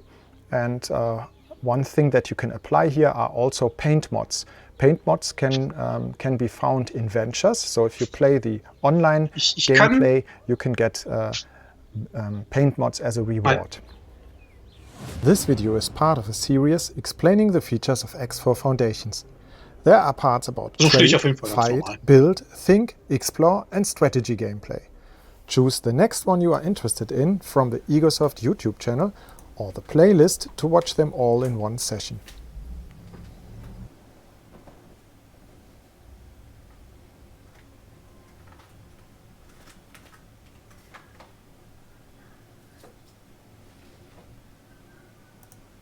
Okay, and here we are back with our next guest, Matthias. Hello. Yeah, Matthias, same question like to the others. Maybe you say a little bit about what role you have at Egosoft. My role, the short answer is I'm a programmer. I write code. I write code. The areas I'm involved in a lot of gameplay stuff. I wrote a big part of the map code and was also involved in the design of that, the X4 map specifically. Mm-hmm. And recently I got into some mission writing with the combat scenario that we made for Gamescom, and that is now also in the game, and the flight school. Cool.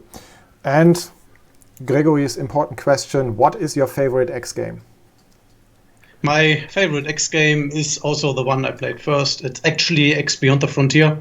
I'm a bit older than I look. I actually played that when it first came out. I played the demo when it was available and instantly fell in love. Like, the setup is so awesome. You start in this familiar environment, you're around the moon, and then you do the experimental jump. Things go wrong, and there's aliens. They're talking to you in a weird language, and then, yeah, all the mystery that you unravel and the story that you play through. Cool. You said you already played the demo. Was that a playable demo or the rolling demo? It was a playable demo. If I remember correctly, you could play up until you enter the Teladi sector, and you could play for an hour or so there. Yeah, there was something like that. But that came out after the game already came out. Because when I say X Beyond the Frontier demo, then I always think of the rolling demo, which was a big deal for us. I think that was already released at least a year, if not 2 years before the game. We made we had the 3D engine, and it was this was, I think, part of the reason for the success for X Beyond the Frontier, because we used the 3D engine and it was bundled with a lot of graphic card CDs. At the time they had CDs with them.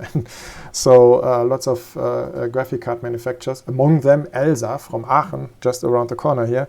Elsa is from Aachen.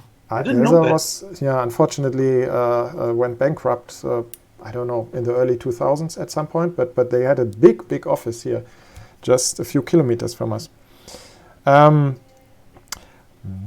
Okay, one question I ask you first.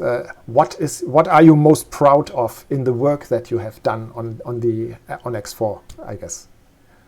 It actually is one of the most recent things, the flight school. It's just every time I see somebody play the flight school, actually enjoy the scenario that's going on, enjoy the voice acting and the lines that have been written and what you do. And also when veterans learn new stuff, I just love seeing that. I can't get enough of it.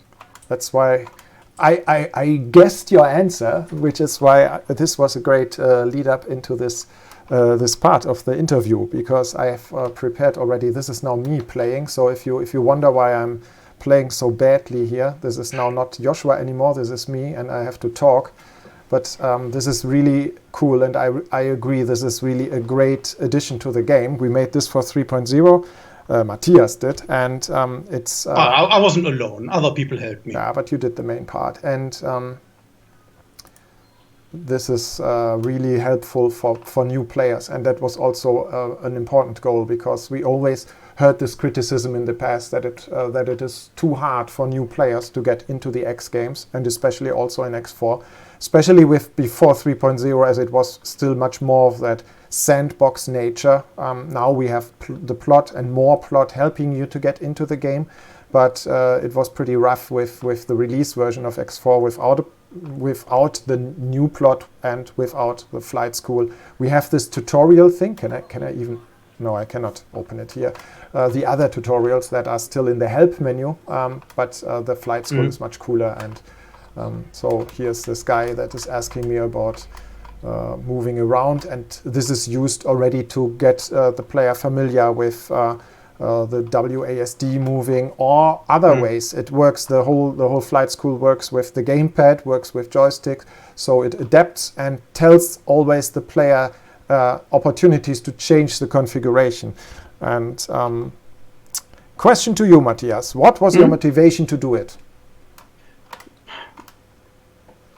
X has kind of this reputation of being very hard to get into, and even with the tutorials, which we will do more of later, but even with those, it's still really hard to get into. But at least now you kind of have a fighting chance to know how to fly a ship after you do the tutorial. So, like, getting people to actually be able to do the complex stuff in our game with as little friction as possible is really important to me. And not having people get the game, try around for a bit, don't manage to do anything for a while, and then uninstall it or whatever, and not go back to it for a very long time. We also have a very awesome community. I want to shout that out too. They are really helpful to newbies. They are always happy to answer questions, but of course the tutorial is always a better solution to that, because not everybody immediately goes onto the forum or something like that. Yeah. I'm a little bit breathless, as you can hear, because I just had to do my jumping jacks in the tutorial. And I'm now sitting in the cockpit and doing my undock. So I'm flying. The next question that Gregory already prepared was, how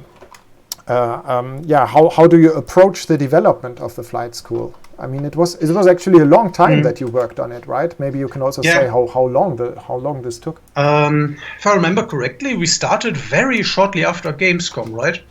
We made this quick fight demo for Gamescom, and after that we basically talked about making a similar thing in a very contained scenario, but as an actual introduction to completely new players. What I did was, at the very first, just make a list of stuff that need to be taught.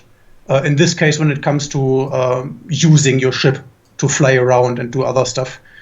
And I made a bullet point of these, a bullet pointed list of these things, put them in some order that in my head made sense. The order got shuffled around a lot during development. Then I basically wrote a script for the flight instructor and made the mission. And we kept iterating a lot on that. I made a very rough outline at first and got a lot of our colleagues to test it and give feedback. And it was a month-long process to get to where it is right now. Yeah, I remember talking to people on Gamescom was also actually helpful. We made this demo for Gamescom. That was actually your task before that, and that also took. Basically, it's the two have to be seen together. This is now in the game as the fight demo, and this is both your work mainly. Even though that even more had the whole team working on it. The fight demo. Yeah. Even more than the flight school, because it was a combined team effort to get many of the fight activities shine more, improve the effects and improve the balancing and many things, and then be able to present it in a short little thing, which is like the opposite of what an X game is, and that's always where we struggle. And but we wanted to have something not just for trade shows, but also for trade shows, and that's what basically started then also the flight school. The next question from Gregory here was, what was the feedback from players about it? Did you get any? A lot. It was pretty much overwhelmingly positive. Whether it's people recommending new players to try out the flight school because it's really good, or seeing streamers and YouTubers play through it and really enjoying just playing through it, because to them it's just a fun thing to do, even if they already know 99% of the stuff. But also seeing veteran players try it out and learning one or two new things that they haven't known about or considered before. Yeah, that was also one of the points, by the way, for those videos that we are showing here, that Gregory wanted to point out that there are actually quite a lot of veteran players that watched the videos and discovered new features of the game. That's the thing with X4. I've read about some people that say they are playing, they have sunk like 400, 500 hours into the game, then watched the videos and still discovered new features. So, wait, this game has trading? No, that's not it, but many other things. What was it again? I saw that one comment about how you got one particular feature of trading that he discovered. But anyway, doesn't matter. Next question from Gregory here was, what are you currently working on for the 3.20 update? My the thing I'm currently working on is actually performance of the map, especially in the late game when you have a lot of ships and a lot of ships that are doing stuff. You can see these order lines on the map, like you have a ship, and when a ship is being told to fly to some other place, you see this blue line going there. And when you have a lot of these ships and a lot of these lines, the map gets really, really slow. I'm currently working on improving the performance for that. Yeah, I switched back to Joshua so he can maybe show us a little bit of that. But he is currently in a big fight, so he is maybe show a little bit of that. But yeah, the performance is something that we are always working on, and the map. I don't know. I mean, with the normal game, it is of course always in normal situation. But what's a normal situation in X4?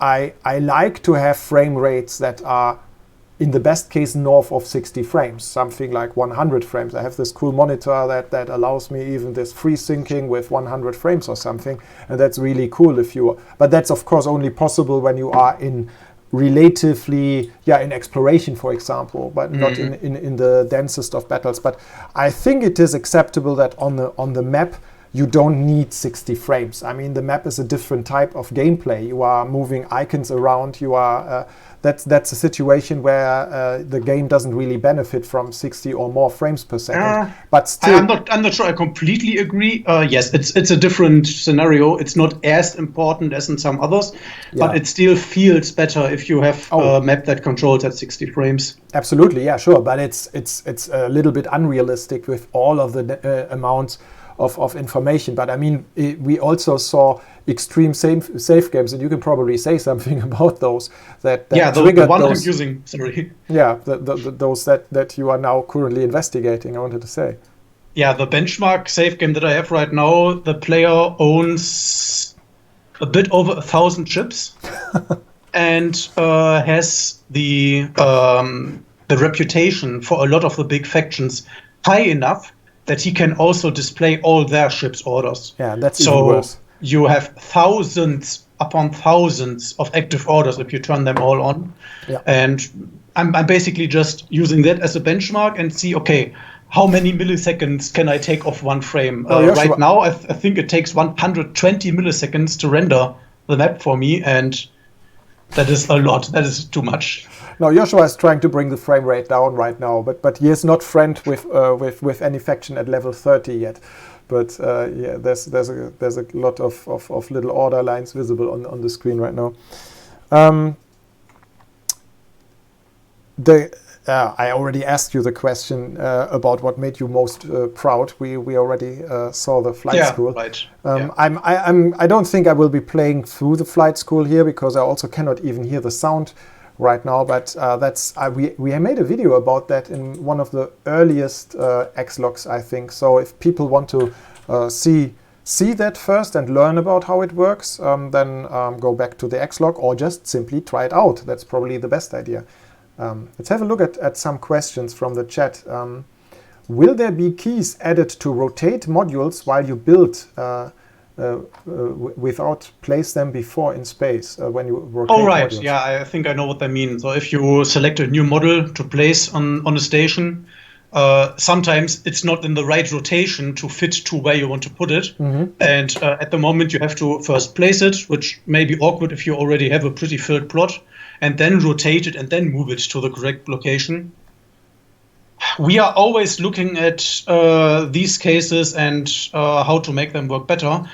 Maybe adding hotkeys for that is the end solution, but we are usually trying to make more elegant solutions first. And if stuff fails, then we use more keyboard keys. But our goal is also to have this work if you play with a controller. Ideally, you can play the entire game comfortably with a controller from your sofa without having to get up. Yeah, I think you sometimes do that, right? You just sit in your living room. Especially in this menu, it might work even better than mouse controls in some cases with the axis. We were just talking about that before. Yep. That you have more with the two analog sticks in addition to the buttons. You have more control over additional axes, which can be helpful in this case. Somebody's asking why you selected the hexagon style of the map. I know it's a personal thing, but I didn't get warm with the hexagons. Yeah. That's not me, that's somebody else here. I am very warm with the hexagons. Me too. I love hexes. Of course, I cannot argue with taste. If you don't like hexes, then I'm not going to tell you you're wrong for not liking hexes, because they're objectively better. But it's generally easier to make a hex grid look smooth than a square grid. And it's a bit more math that you have to do, but it's also not actually more elements that you have to render. It's the same amount.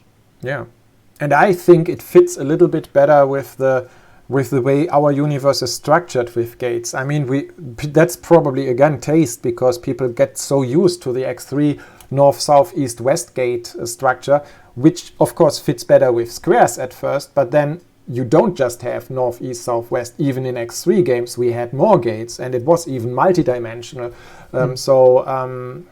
And multi-dimensional with the gates doesn't necessarily end with 3. Of course, the game is 3-dimensional, but there can be, if you have more than 6 gates in a sector, then you actually go into more dimensions, which you would need to present it correctly. And the squares give a false impression of simplicity sometimes. I mean, even the hexes do that. The problem that I have tried to comment on a few times already, that people always think our universe is so small because they just look, everything fits nicely in a hex, but that's actually not true, because they zoom, and they zoom on a sector level, on a system level, and we just try to make everything to present the universe as nice as possible.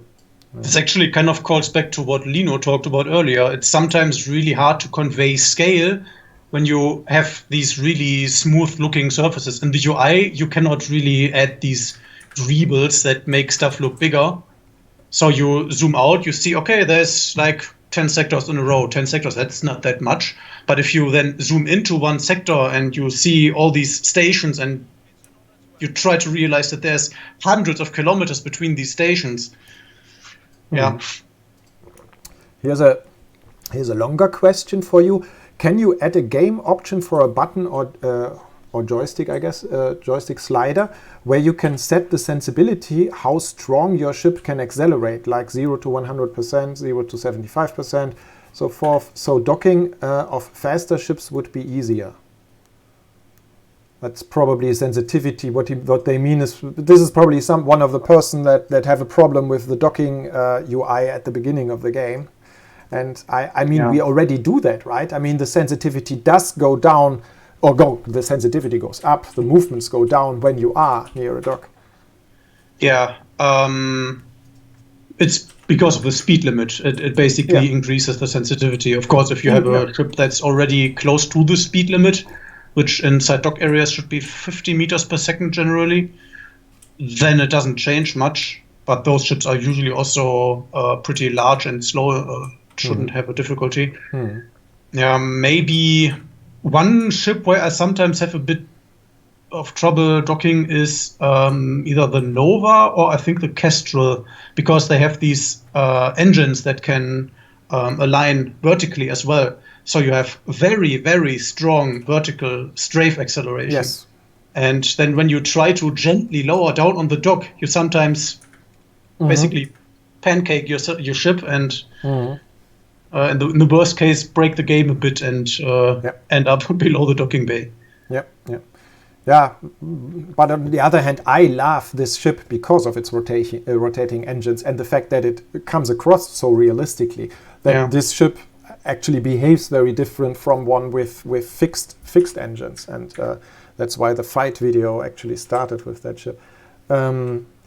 There's a question specifically for you from before. Can you say something about resource respawn? That was. Oh yeah, I heard about that. I immediately knew that you were going to defer to me when it was asked. The question, I think, was about both asteroid resources and crystals, which are actually two very different systems in our game. Starting with the crystals, they are just a thing that is only happening around the player. It's AI cannot really find crystals. It's only around you. And if you just keep flying, they will always keep spawning. Every asteroid, I think, just has a flat chance to have one of these crystals on them. And you just, if you don't find any more crystals in your area, fly to another area and look there. That should work. The actual resources like ore and silicon and ice, they do go down over time as your ships mine, and as AI ships mine as well. And they also replenish over time. We have been trying to make this matter more. The system actually already existed in X Rebirth, but we are still not really at the place where it makes strategic differences, where you actually have to move on to a different asteroid field because this one is mined out. Yeah. But we're trying to improve on that as well, that you actually see, like if, for example, one big miner goes to a small but lucrative asteroid field, mines itself full, that it's actually empty and will be empty for a couple of hours while it slowly regains resources. Here are two nicely matching questions. First, a general one. That was, what's the configuration the game is played on in the background? I find it really fluid with all the stuff happening. That is the most of the time, and especially when a lot of stuff is happening, like here, that's my son Joshua playing, and he's playing on a laptop actually. So this is not very, not crazy impressive system. I think it has a. He's looking at me.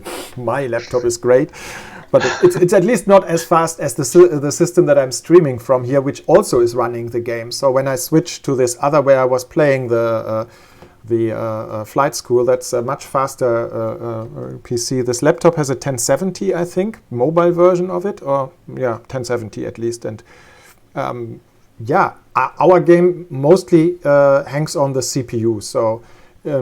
This is some kind of i7, I think, but if people have huge performance problems, either they have graphic cards, or what we often hear is at least graphic cards with not enough graphic memory. That's not so much performance, but that's when you get stability issues even.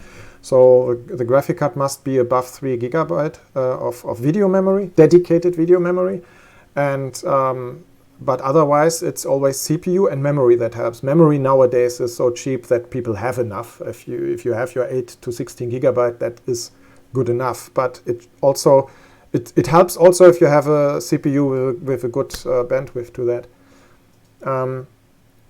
The question that goes to you, Matthias, that came immediately afterward, as someone who goes beyond all shreds of reason with the station construction, what's the intended module count for stations? I end up destroying my frames near my stations. That's something that can happen, of course, if you build crazy. Yeah. I don't know that we actually have an easy number in mind. We probably, the AI stations, of course, they are generated at GameStart with a certain layout in mind, but we also don't say, okay, now make a station with 10 modules or whatever. They just try to see, okay, I want to produce this. I need this production module. Okay, because I want to produce this, I need that and that much storage, and I also want to have this and this much workforce, and maybe I want a defense platform, and so it adds those and adds the docks and the connection modules if it cannot fit them together. Yeah. The way how we tried to limit this to performance-wise a little bit was, of course, with the plot sizes. Yep. We said, okay, first of all, it gets very expensive, especially in faction-controlled space, which means also you are more likely to be near other stations, which, of course, adds to the performance problems. If you not just have a crazy big station, but even have a crazy big station near other crazy big stations, that's even worse. Yeah. So the plot assignment is intended to encourage you to move to the fringes of a sector, and then the price goes also up with the towards the end. So if you have the maximum, I think 20 by 20 by 20 kilometers, or what is it? That sounds right. Yeah, but yeah, I think that's right. The maximum plot size, it should be actually very expensive, and that way encourage players to not go too crazy to that limit. And what we thought is mostly if you buy fill this volume basically in one dimension predominantly, like you build a longish station and add to the side like with solar panels, then you should be pretty safe performance wise. But of course, if you fill that volume like a cube to the maximum, then you will have serious problems. I have seen crazy stations, but yeah, people have to be aware. There's no hard limit. We are not hard limiting you to only 100 or 200 or whatever modules to a station, so you can Lego play quite a bit. Yeah, we are kind of philosophically opposed to hard limits on numbers, like number of modules, numbers of stations, numbers of ships. We're not really ever doing that. Which is sometimes falls on our feet, but yeah. Next question is definitely also for you. Will we get the flyby camera as external view? I used it a lot in X3, so I think he means this whoosh thing. I completely know what he means, and I like that camera too. It's especially if you want to make some cool videos, it automatically makes a nice shot. Yeah. I would like to. Yeah. We should look into that. Yeah, I think maybe there's a chance that it ends up on a list for 4.0. There's at least some tasks that have a chance that are related. Like we also were not so super happy with the F2 2 times button press thing. That is we discussed that's basically the same area of work, that currently you have to press F2 or F3 for the external camera multiple times in order to get the free camera movement, and the idea was actually that it switches to the second mode as soon as you press a key on the numpad, for example. So there's some smaller tasks, but yeah, they add up to something bigger. That the second part of that question was also, can you make the external camera not lose target when a ship blows up? So switch to the wreck or continue to watch the space where that was. That is probably a question for Stefan actually, who is not going to be here today. There's green. I'm going to say probably. It's probably a design decision that we didn't do that. Maybe one that we should revisit and rethink. No, it's not a design question. I think it has to do with the fact that it's locked to that object and the object disappears. I mean, you can do it design-wise with F4. If you press F4 at the right moment, then the camera stays there. But of course, you don't know exactly the moment when the ship explodes. So, especially when the ship is flying at a high speed, then that stuff happens. Actually, this might not be for Stefan after all. Maybe it is for me. I can take a look. If we want to change it, that is probably a very easy change. Yeah. There's another question. Does anybody know what the technical limitations are for a maximum sector size? Is there even one? Or I mean, I know there are reasons why we don't. I mean, for every intent and purpose, you can fly very, very long in a direction. Yeah. Just look at the sector Nobelius Fortune 2. Yeah. It has a pair of highways that are extremely long, and actually longer than our map can reasonably display the fog of war at. Because if we displayed the fog of war for the entire sector, it would make even really good graphics cards run out of memory. It would just be too much data passed along. So there is a soft limit, but only imposed by hardware limits, by what we can make the graphics cards do. In general, you can, in theory, fly everywhere. And people have actually flown towards planets and moons and suns. Cool. Yeah, I think we have to get to the end already. Then thank you very much, Matthias, again, for joining me. It was my pleasure. Thanks for having me. Having time, yeah, thank you. So the next video that's coming up is about thinking. It's a video about thinking. No, it's with think we always mean missions. So this is a relatively short video about the mission and how you accept missions in the game. And after that, we will have Owen to ask questions about this part and talk a little bit about his work in mission design. So stay tuned. Thank you.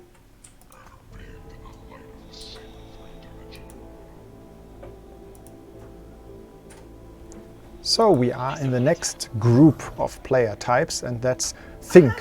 And you might wonder, what is think exactly? And what we mean with this is mostly mission gameplay. This is a big area, obviously. So let's start with the mission management interface. Here you can see the different types of missions. We have plot missions, which are the most important ones, the big epic stories of course. And we have subscription missions, which are also longer and can basically span a very long period of time and many different types of missions, but are always for one faction. So you join an effort and play a subscription mission for a particular faction for a longer period of time. For example, you join the war effort of one Paranid faction against the other, and then they supply you with all kinds of tasks, but you can still choose which tasks exactly you want to do. Sometimes, for example, you don't want to get a bad reputation with the other Paranid faction, so you only do war missions that are more indirect, like placing satellites and not directly destroying their military ships. But the biggest category of missions are all those below, the other missions. And other missions can be found in many places in the universe. Sometimes just by flying around and looking in this menu, you will see offers of people around you that are just looking for little jobs to be done. These can be simple things like transport something, or also military missions where you have to find a ship and kill it, or any kind of activity. With update 3.0 and also with the Split Vendetta expansion, we have added big new plots to the game. And with this comes not just normal missions, but actually long stories with interesting characters and unique places. That's of course a big difference from those normal other missions that you can play and which are much shorter and also of course faster to play. Another place where you can find mission offers is by talking to NPCs on stations. They too sometimes have something for you to do, and again you can just accept a mission, do it, and later come back to the same person. The majority of those other missions that we talked about so far are usually legal, and even though not always legal on the side of the receiver, because it's the faction that is offering you the mission is not necessarily the same as the mission as the place where you have to do it. So sometimes you have to be careful when you read the mission briefing if this is not potentially related to losing some reputation with somebody else. But there's also real illegal missions by people aboard a station that are, for example, smuggling drugs or want to do any other kind of criminal activity. But those missions are not openly offered. To find them, you will again have to search for leaks, for data leaks. In this case, we call them signals on stations. So by flying close to a station, you can sometimes see them and you can also hear them. And if you scan them, you open a communication with a person inside the station that has something secret to tell you. These type of missions are also your best way to find a contact with a black marketeer, the guys that can help you sell drugs on a station. They oftentimes have very rewarding and very special missions to play for them. The story of the game is not just told through a single plot.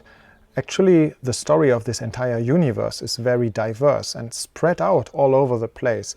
And matching to that, you can also find what we call data vaults in many places of the universe. I'm talking a little bit more about that in the exploration section, but this is also a way to find out a lot about the history of the X universe, what happened in the past, and all of those interesting stories that the earlier X games were telling, and also the books by Helge Kautz, which are also playing in this big universe. So there are interesting cutscenes that can tell you a lot more about the background of that story. This video is part of a series explaining the features of X4 Foundations. There are parts about trade, fight, build, think, explore and strategy gameplay. Choose the next one you are interested in from the Egosoft YouTube channel or the playlist to watch them all in one session. Community of planets. Such was their dominance over other races in business and economic fields that the Teladi quickly became the primary financial power within the community, even introducing the credit as a community-wide currency to great success. Okay, and here we are back, this time with Owen, live from England. Hello. Hello. Oh, I look a bit wonky. You are calling us from England, even though you have worked so many years here in Würsel. Tell us a little bit about how that happened. Yeah. So I guess I'll start at the beginning, like how I got into the X Games. It was PC World, where they had some of these computers on show, and there was just extension running there, and I went up and played and just flew around a bit, just going through gates. I thought, oh, this is kind of cool. And then one day my dad comes back, and actually I've got it here, with the X Gold. This seems to be CD. green. You have to hold it. There you go. Yeah. And now I'm back home. I managed to go into my parents' attic and get all my stuff back. So I've got the discs, I've got the manual, all that stuff. But yeah, from there, I fell in love with that kind of game. I wasn't really a PC player before then. How old were you at that time? When did you start playing an X game? I must have been 11 or 12. Yeah, I thought so. You've been really young. I mean, yeah. So for me, it's always like you see on my hair. It's always every time these young people are joining the company, and then it's like yesterday. But how many years ago is that? What time are we talking? When did you join us at the office? I joined in 2008. Wow. And funnily enough, since then, my hair has gotten a bit grayer as well. Nah, come on. You're not on my level. Yeah. No, not yet.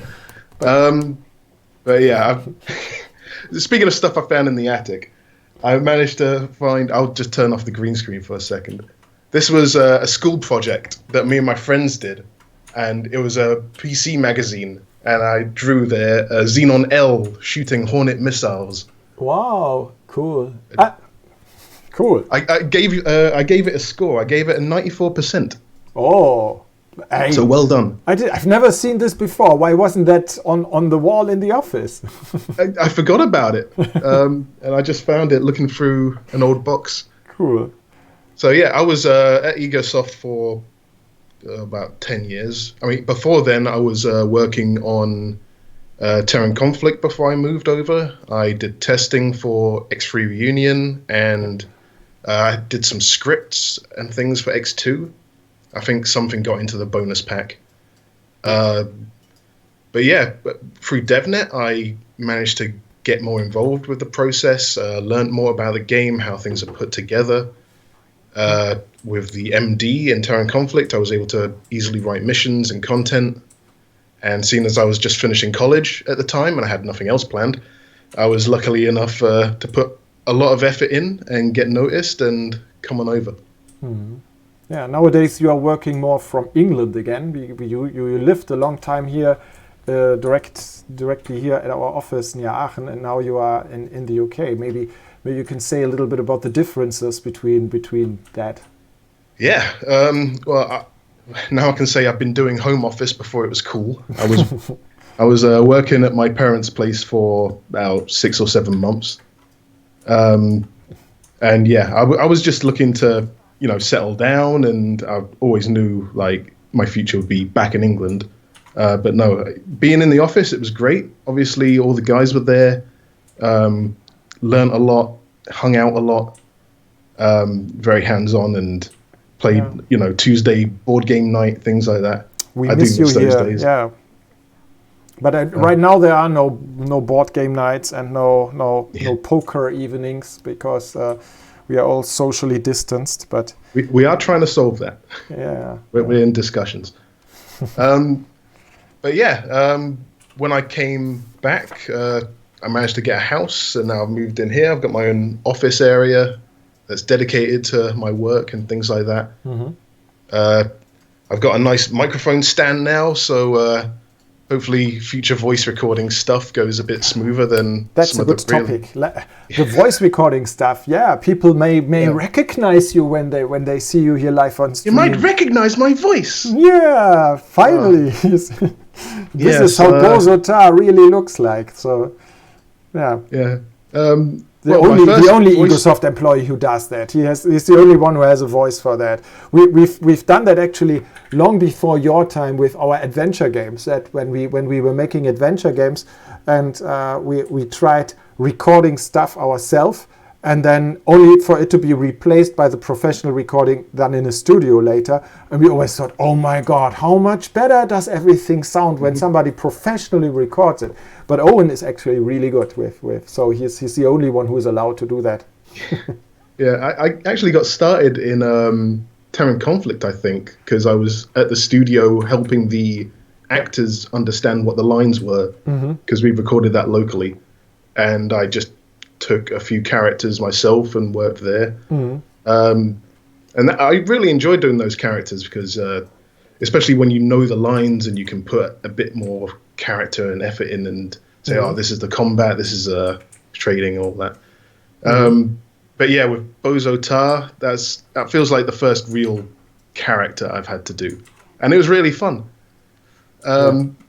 But my setup at home back in Germany was very, very put together, janky, I would call it. I've had mattresses on the walls next to me. I've had sheets and things trying to dampen sound. I had to unplug my refrigerator once because I did it in the kitchen. I then had to run back to my apartment because I forgot to plug it back in.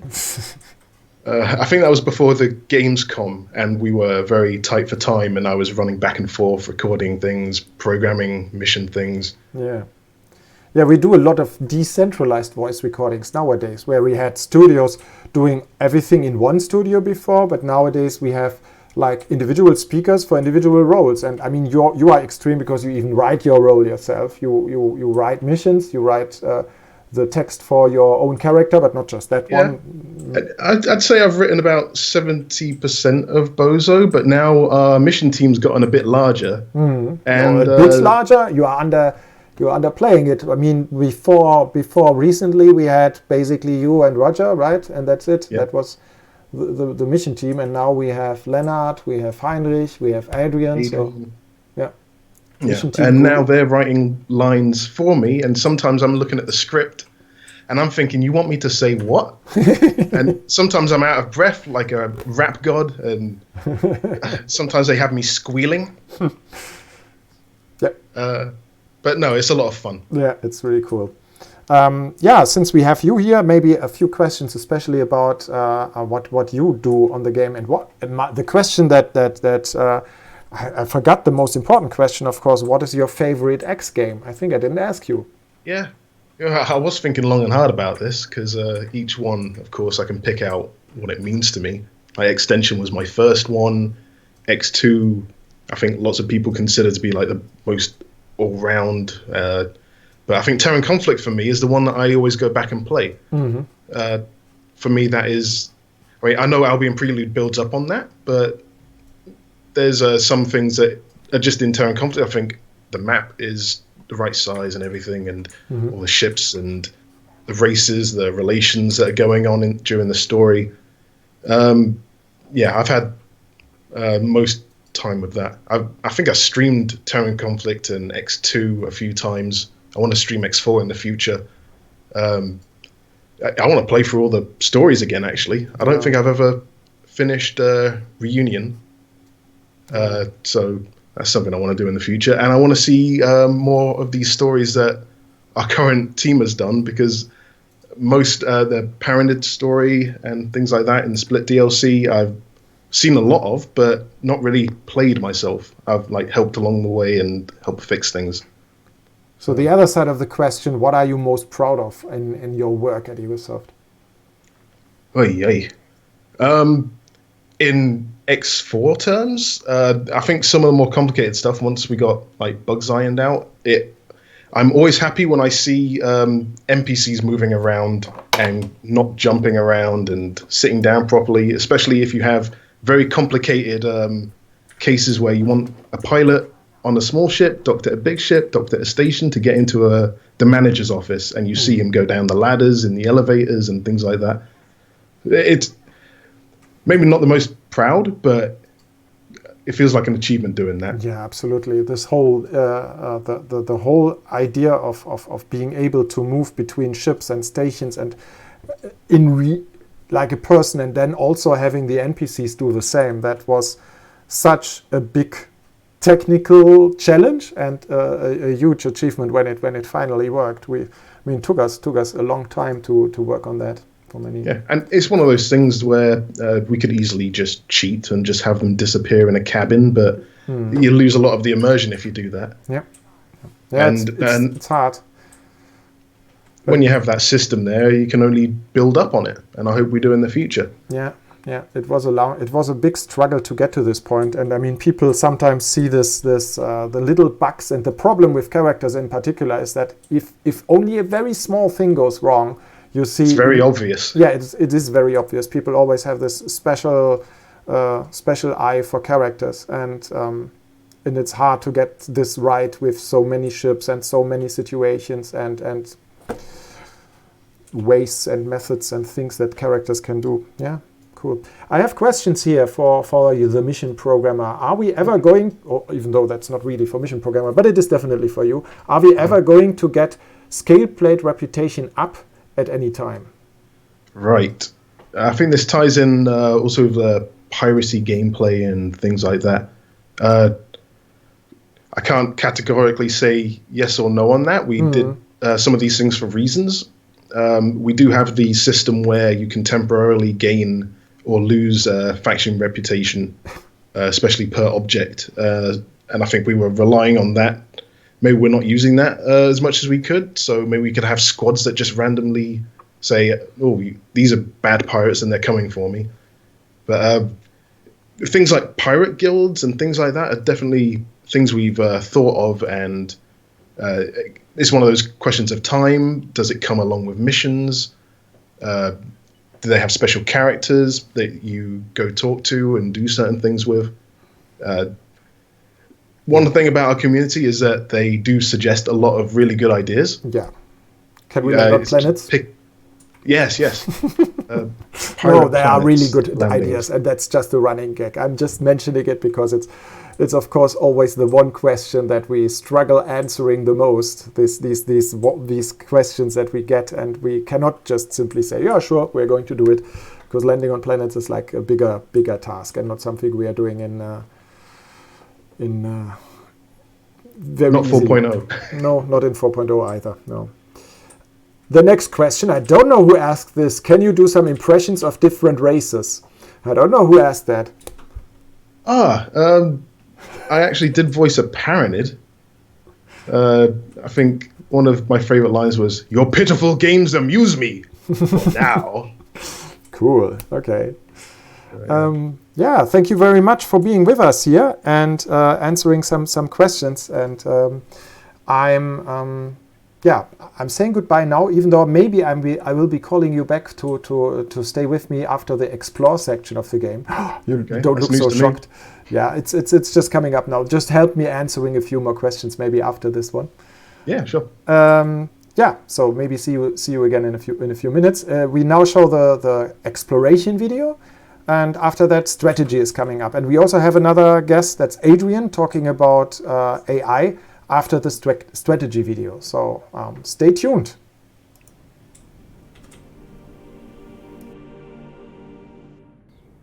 So next player type is the Explorer, and I think everybody is a little bit of an explorer, and there's a lot to explore in the X4 universe.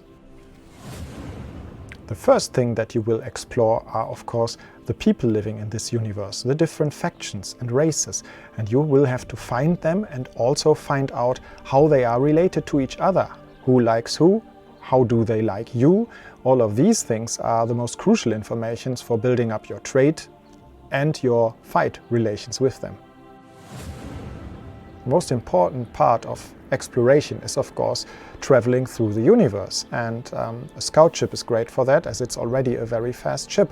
But every ship can travel faster than its normal maximum speed with travel mode. Fast ship, a ship that's already has a high normal maximum speed, will get even faster with travel mode, but it is in generally always a very big advantage over your normal maximum speed.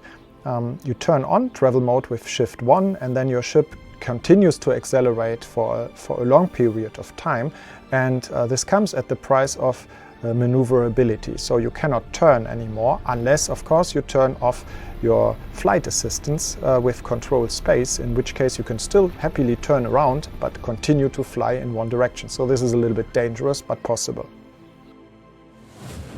One thing you will find in the universe when exploring are lockboxes, and there's all kinds of them.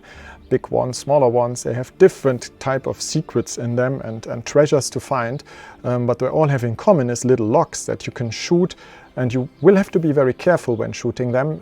Normally only turn on one weapon in the ship configuration menu. You can always configure your weapons, of course, so even if your ship has multiple, only turn on one and carefully target each individual lock. Just like with the crystals, you can pick up the loot from a lockbox with the loot magnet by holding down the O key.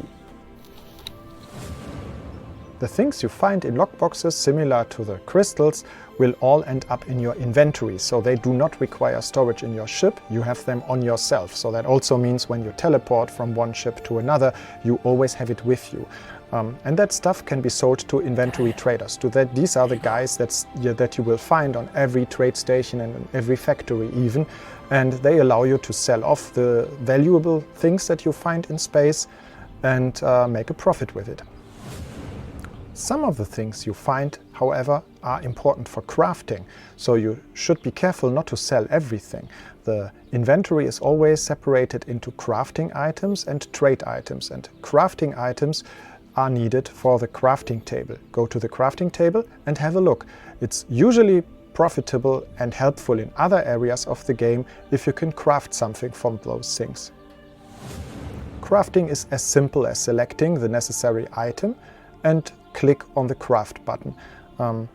You will of course need all the ingredients. So the first time you find a craft item, it will show you the recipe for the thing that you can craft from it, but oftentimes you will need the other ingredients too. So it will take a time of exploration to find everything needed. Among the cool items that you can craft are EMP bombs and spacesuit bombs, but also hack items that you can use for the panels on stations. So many things, exciting things to try out. One of the rarest things that you can craft from items in the game is the Zeta time acceleration engine. Fans of the X series know this from the past. It allows you to basically speed up the time of the game, and this is very useful, but it's something that takes a lot of time to find in the game.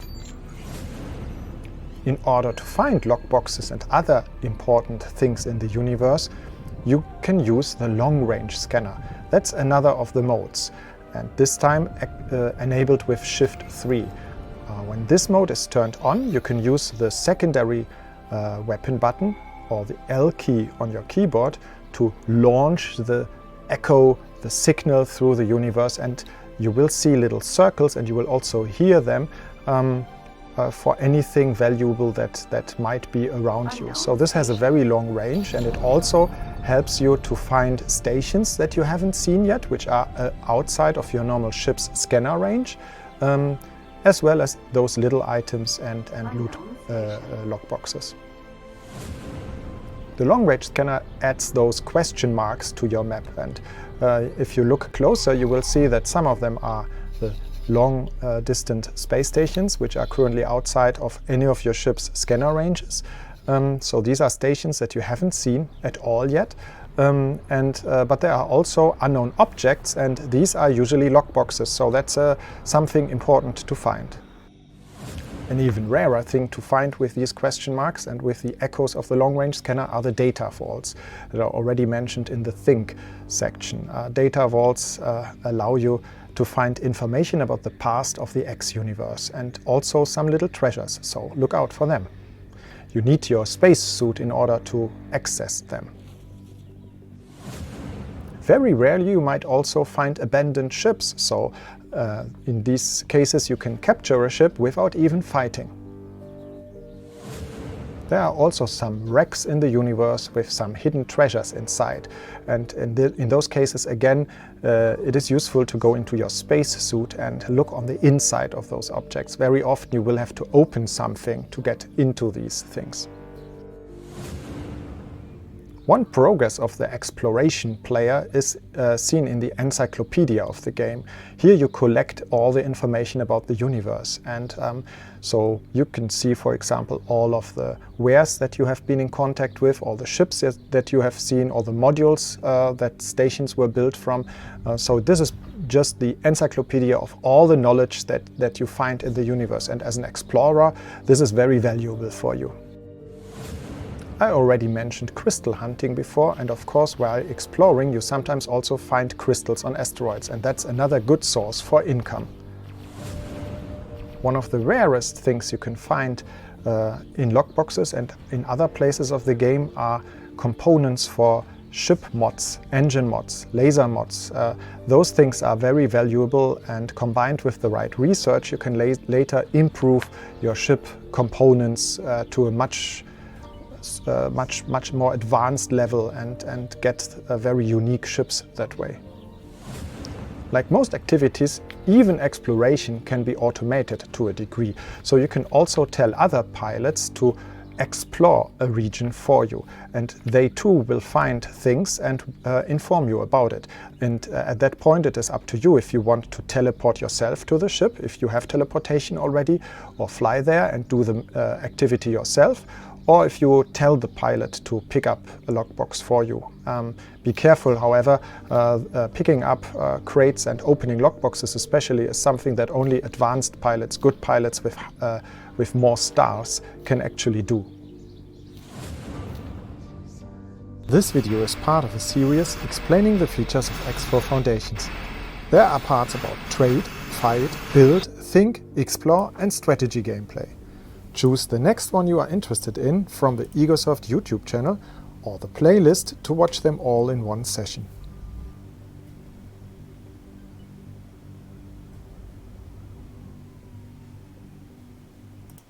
Okay, and we are back. I hope everything's still working here, and still with Owen, who helps me with questions about exploration. Not just about exploration, about everything. But if you guys have questions, you can post them now. I still have a couple prepared, so maybe you can help me answering those. Yep. The first one was, I'm wondering, are there going to be officially supported mods that don't set the game as modified, like in earlier games? Yeah, we had in the past the bonus pack in X2 and X3, I think, where we had to vet scripts and other add-ons, so we knew how it worked, we knew whether it affected the game in an adverse way, that wasn't cheaty. So that is a process that goes into that if we want to provide that service. And yeah, it's one of those, if we have time and someone takes charge. And this is a very late in the development process thing. I mean, as long as everything is dynamic, we like to include things in the game ourselves more than taking mods from the outside. I mean, especially the mods that qualify most for this type of stuff are probably little user interface improvements, little that we can then as well add ourselves to the game directly. It's of course mods are nice because they also give you this modularity that you can decide, or some player, but that's also something we can do with configuration options. The reason why we have this process of tagging the game as modified is that we cannot allow all of those mods that change the balancing of the game and still have something like comparing with other players.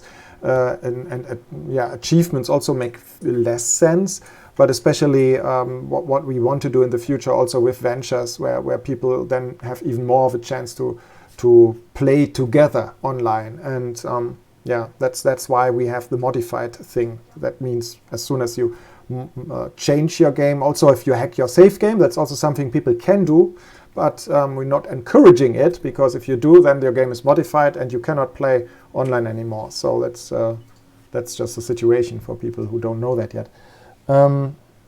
Next question was, I never saw NPCs getting other NPCs to bail. Will this be added sometimes, so you will be able to find more pilotless ships? Yeah, this is one of those questions where it's like, well, the player can do it. Why can't everyone do it? It's you have to draw the line somewhere sometimes, because you'd end up with pilotless ships all over the universe after battle and things like that. Yeah, we would. So I think if you want to tell a story and in a local area, then exactly. I mean, that's the thing. I mean, we would have to connect. We have to do it right, and not just have lots of pilotless ships all over the universe. That's certainly not going to happen. We did discuss this as a possibility for the future. So maybe something in this direction will be happening, but it will be happening more like a storytelling tool, and maybe also that you randomly see it sometimes. But the goal is not to create lots of ownerless ships. The goal is to show you what's going on as the player, and to have little stories around it. Either little stories, generic stories, or big ones that we use in the plot or in missions. Can we get more fight missions like in X3, where a Xenon fleet enters the sectors and you have to kill them? Owen, that's for you. This is one of those things that, again, I can say I'm proud of, in the sense that our wars are coming up from the economy. We're not spawning ships like we used to, which in the previous games made fight missions really easy. We just spawn a bunch of ships on the other side of the gate, throw them through, and say, there's a fight mission. Now we have the actual wars happening, war fronts, and we have war subscription missions, which tie into those. I can see us doing more fight missions, which are outside of the war subscription missions, so they're more accessible. It's just a fact of recognizing the situation, because the game isn't saying, there's a war here. The game is building ships and throwing them against each other. And it's the mission system that has to say, that's an interesting situation. I'm going to hook into that and give the player an opportunity. Yeah, I mean, the war subscription missions are really the thing that people have. I mean, not everybody knows it. That was in the Think video before mentioned, but that's of course one whole group of missions that are connected to exactly this feature, and people always have the chance to do that. But maybe have more free war missions that are not part only of a subscription would be also a nice thing. Next question was, can you please make NPCs not wait so often for proceed orders when we leave the cockpit? Maybe that's even a question for Adrian, for the next guy who's coming up, but maybe you can also say something. I don't know. I think also Nick as well also was involved in that stuff. Oh yeah, of course. I think we added that stuff to solve one problem, and it doesn't fix it for some other people. It's one of those things where we have to look at it from different angles. There was another report the other day of NPCs going to the back because you told them, I want to take control, but then you walk off and they don't take control. There's a few fiddly things like that we're taking feedback on, and we're going to make some improvements. Oh, we haven't mentioned this change in 3.20, by the way. The beta 3.20 that I mentioned in the start, currently in beta, soon, hopefully out for everybody, is the thing that you can not so easily block NPCs walking anymore. And you also shouldn't be moved around by the doors and by the chair. So that was something that oftentimes caused problems, especially in tight, small S-ships. I've heard, this is a criticism, and people always see it as a big bug. And it is especially a bug for people who, you don't have to show that so clearly, Joshua. It's okay. I think people get it. But no, the thing is that when you were pushed by the chair, especially into the geometry, for some, especially for beginner players who don't know X4 yet so well, it was oftentimes a true bug, because they didn't know that you just had to press Shift D to get back to the chair. And basically reloaded the game for that reason. So we made that basically impossible now. So this is in 3.20. Just reminded me of this. There's another question. Could the red speed bump clouds be removed from superhighways? The gameplay associated with them is no longer present, and superhighway travel would look much nicer without them blocking so much of the view. Yeah, Owen, you want to say something? Or? Yeah, in Rebirth. Yeah, the highways were a lot longer. Superhighway travel. I think they were like 10, 15 seconds, and that was part of the gameplay, slowing you down, just giving you something to do. We made it faster, yeah. Yeah, so it's worth revisiting. Maybe it was something left behind. Maybe it's the graphical choice. Maybe it was an artistic choice. We should discuss that. Yeah, it's a good point. We can look into it. Either, I believe it is a good step to make those much faster than they were, because as opposed to the in-sector highways, these they don't leave you much choice. You are just on that travel from one sector to the other anyway. So it's really not nice if you have to stay on that highway for 30 seconds or longer. But even within 5 seconds or 10 seconds, 5 seconds is maybe a good number. I think for currently longer superhighways, we could either make them mean something, so encourage the players to avoid them, or just remove them. Yeah, we will think about it. Okay, last question before we go to strategy. I have here, that's a very nice one. What's the future of the venture system? I think we can both talk a little bit about it, but it's something I definitely would like several of our team members to work on before 4.0. I mentioned it quickly before that we want to go in a direction where ventures are more targeted. Right now, ventures, for those who don't know it, are our online gameplay. It is a cooperative online gameplay where you are not actually traveling yourself into other universes, but where you can send your ships into other player universes, and you build those venture docks, and you can send and prepare a ship with everything, with crew. The exact ship that you prepared will be seen by other players in their universes, and you will be seeing other ships in your universe. So it's always bi-directional, if you like.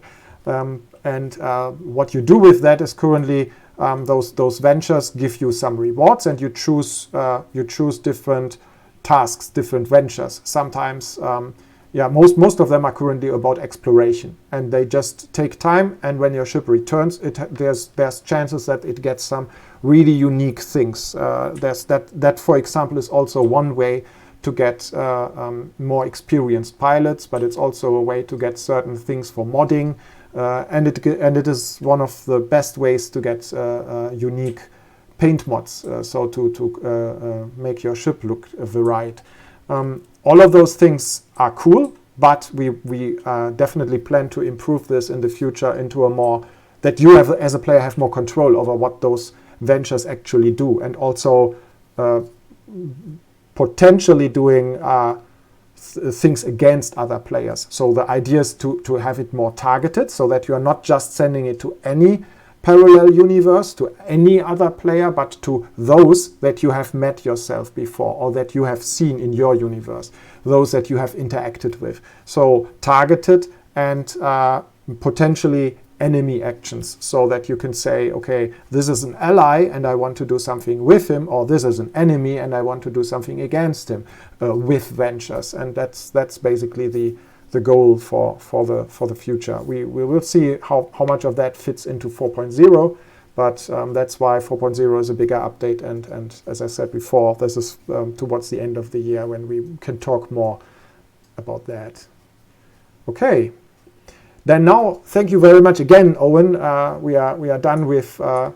There's one question that just fits so nicely to you. There's a question here. Any chance of to play a Xenon game start? Xenon Slayer? Never. Will never happen. Xenon are machines. We don't negotiate with them. We wouldn't make a game start. No. Okay. No, thank you very much. And now the last video part is about strategy. And after that, I will be talking to Adrian. Goodbye, Owen. Thanks for having me.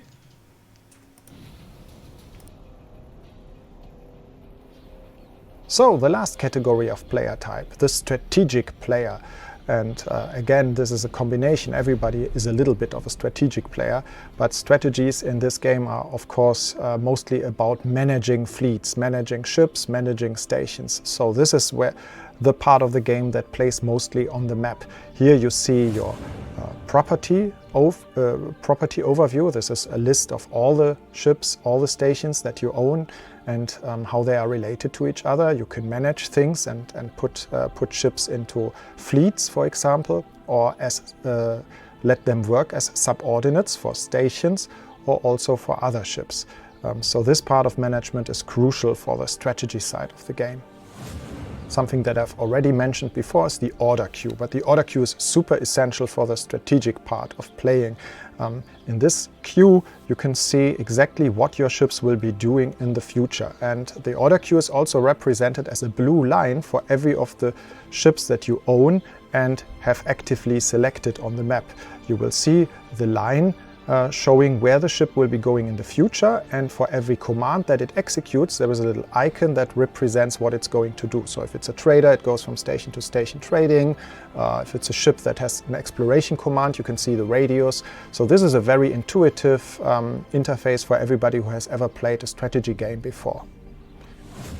An important concept on the map is to understand that you get something different depending on if you have already a ship selected or if there is nothing selected. If you just right-click on the map without any prior selection, you will have the context menu that you can personally do. So these are commands for your current ship, whereas if you have a selection, one of your ships in the best case, then the right-click menu, the context menu, will give you options and commands for that particular ship.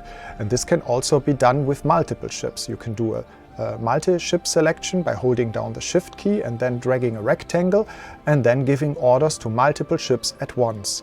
This is, again, I think very intuitive for everybody who ever played a strategy game before. In the behavior menu of your ship, which is a subsection of the info menu, you not just see the order queue, but also behaviors. And behaviors are basically orders that take a longer period of time.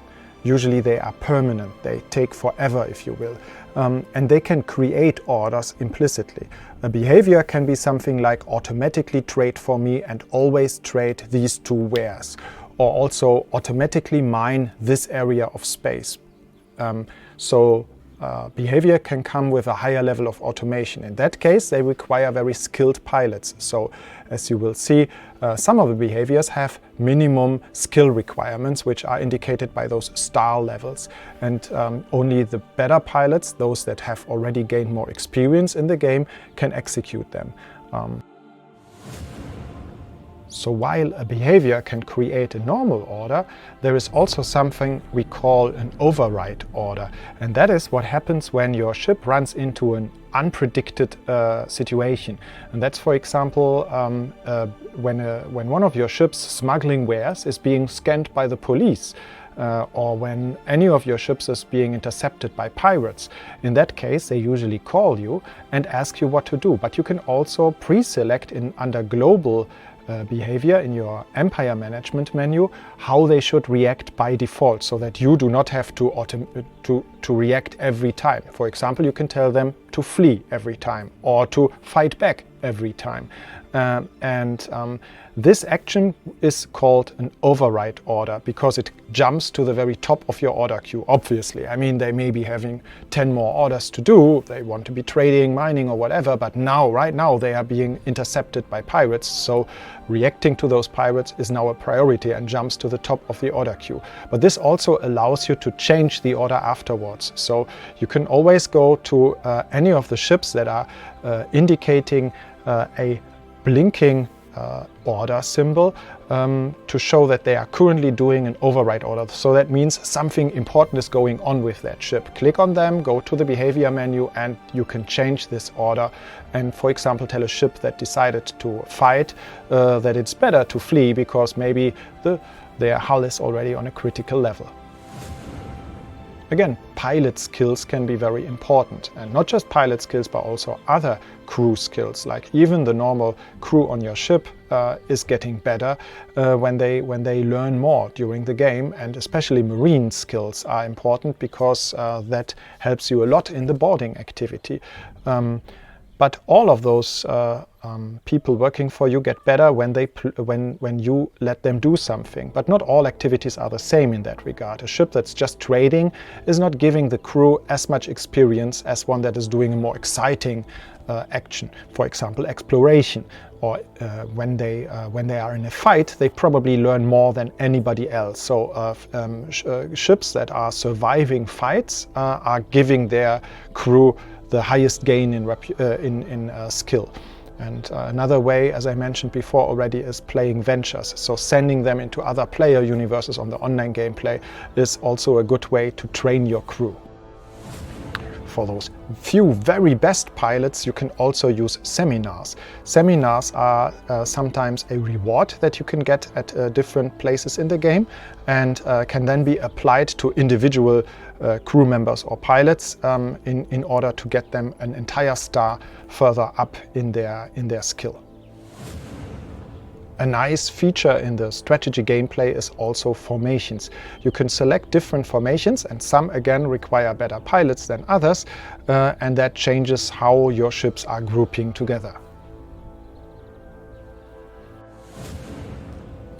When you assign one ship to another ship or a ship to a station, you are in effect setting up subordinates. So at that moment, the boss, the higher one in that hierarchy, is giving orders to its subordinates. And usually you can just say what type of job this ship is doing for the other ship. For example, a typical role would be defend. And that means the wingman in a group will be defending the leader.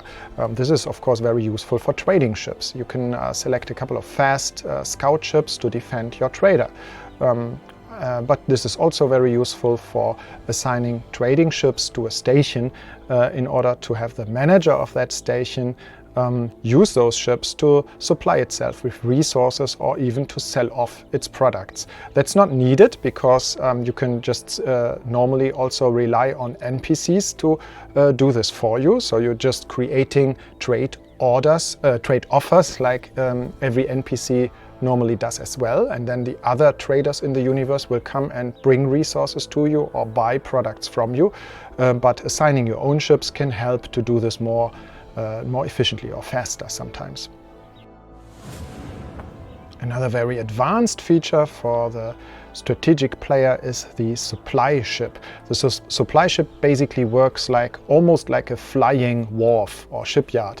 It's able to supply smaller ships that dock to it with new ammunition. So this is very useful if you build up your entire fleet and want to have more ammunition that can normally fit into smaller ships, or if you want to even repair the ships while in a big battle. So supply ships are super cool for large fleet battles. The most expensive and one of the coolest looking capital ships is of course a carrier, like this cool new Split carrier ship in the Split Vendetta expansion, which allows lots and lots of S-ships to dock to it. So you can have a large fleet starting and landing relatively quickly from this very, very powerful base. In addition to repairing ships at wharves and shipyards or with a supply ship, you can also use repair drones. So we already talked about fight drones that can be used as attack measures, and also about trade drones that are needed to exchange wares on a short distance. But repair drones can be put on any ship, larger ship especially, to be deployed and repair a ship automatically. So this gives you a limited minimum repair of the hull of a ship. ultimately the most important currency for a strategic player is our relations, political relations with factions. That's even more important than money for these kind of players. And you can this is both true for your own reputation, your own relation with all the other factions. Of course, as I said already, you can improve those with trading with factions or by killing enemies of a faction in their territory. Then they reward you with better relations, or of course by subscribing to their war efforts, the subscription missions that I mentioned before.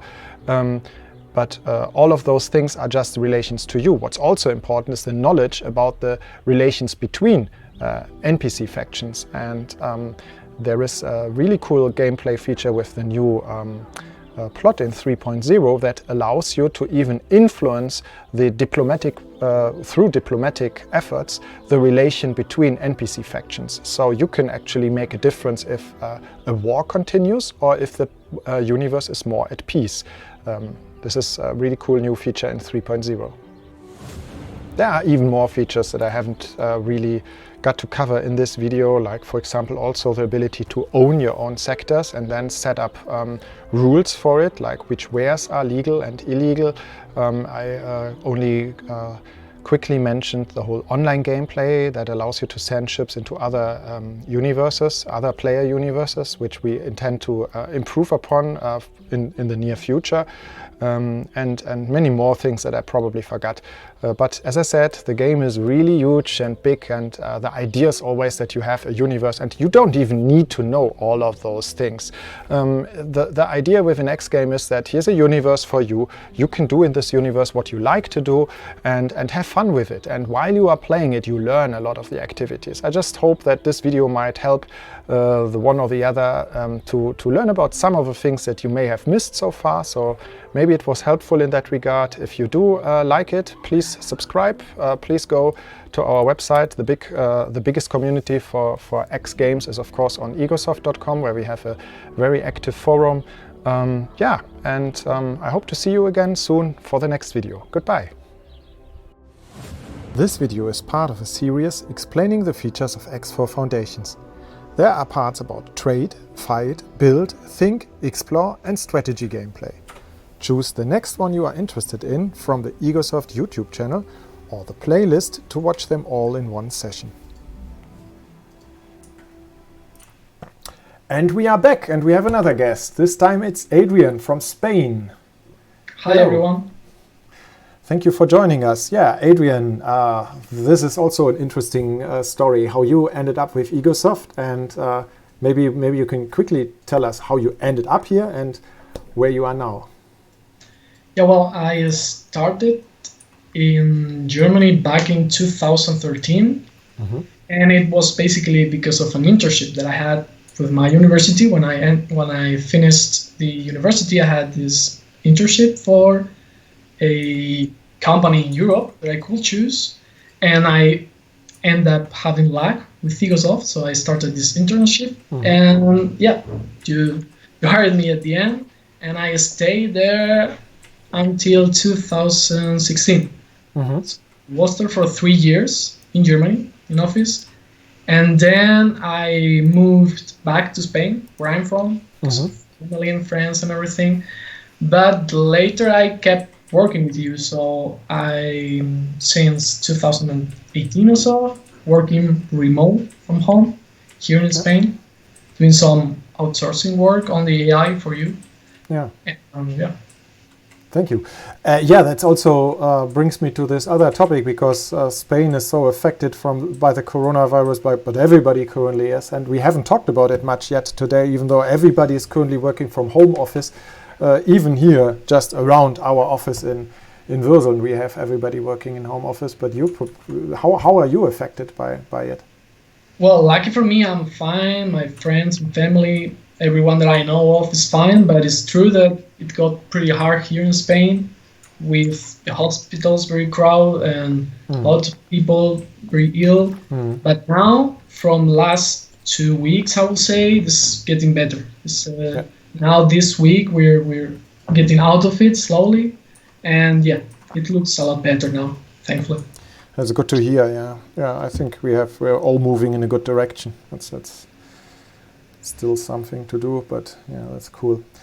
And and you are working mostly on AI, but oh wait, the Gregory question, of course, I have to ask you first, which X game was the first that you played, and which X game do you like the most? Well, I did not play the very early games because I didn't know much about them, actually. Yeah. So the first game that I played was X Rebirth. I also played X3 and some others, but not that much. And not in order, I guess, because you probably played X Rebirth before you played X3, right? Yes. Yeah. Yes. That's probably getting more and more common nowadays. We have actually more and more fans nowadays that played X Rebirth and are coming from that completely different direction than our traditional fans that always. But yeah, that's cool to hear. So which one do you like most? Yeah, but definitely X4 is my favorite. I think last year on Christmas I had a few weeks of holiday and I spent a lot of hours playing the game because not just developing time. It was really personal game time playing. It was really fun. Yeah, really cool. Yeah, and you are our AI and not the only one. I cannot. Obviously, we cannot have everybody in the team here. Nick is also working on AI, and that's of course true with all the other guys who work on the game who are also not here today. But we asked around. We gave the possibility to everybody to join us on the stream, but not everybody wants to be on camera. But I already saw we have very matching questions for you. Like there was one guy asking here, are any fleet movement improvements in the pipe? Actually sending a fleet into combat results in ships arriving at the target at a very different time. What makes fleets not so very useful? Adrian, that's for you. Yeah, that's exactly the main task that I'm working on right now. It's not just a small task, it's part of a bigger group of tasks. But mainly the goal is to improve the fleet combats in general regarding fleet movement, coordination between them, attacking in a nice coordinated way with formations and doing all sorts of new and smarter things. That is what many people would like to see. Yeah. Yeah. There's also somebody asking, can someone ask Bernd about shortcutting ship groups with numbers? That's a little bit related, but yeah, this is more like the user interface side of things, so not so much affecting you. But the whole AI is, of course, we could talk about that for very very long, but it's of course. It's impossible to really say before it goes into beta. This is also one of the things that really requires a lot of testing, because that's why we have it in this batch for 4.0. I talked about the 4.0 update, and the timeline. 4.0 is targeted towards the end of this year, so there will be after 3.20. I don't know. Maybe there is something else in between, but our goal is to have a long time. Where we have time to develop in silence a little bit more and not have new updates every few weeks, because that always interrupts also workflow, especially on those bigger tasks. And but there's a lot of stuff that we have planned for 4.0, and this includes Adrian's cool work. But there's also a lot that you've been working on recently, or more recently, that we've seen in 3.0. For example, just in the video that was rolling now, the strategy video, we saw that large capital carrier with the large fleet starting around. Maybe you can say something about how that works. Yeah, well, that was a bit tricky because it's not just the functional fly of ships with this huge dog. It's also the amount of ships that usually go together.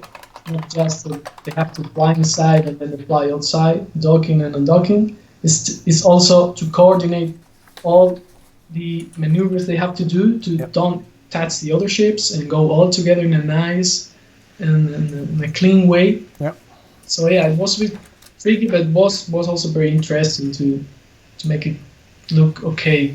Yeah. It does work at the moment. It's working very well, I would say.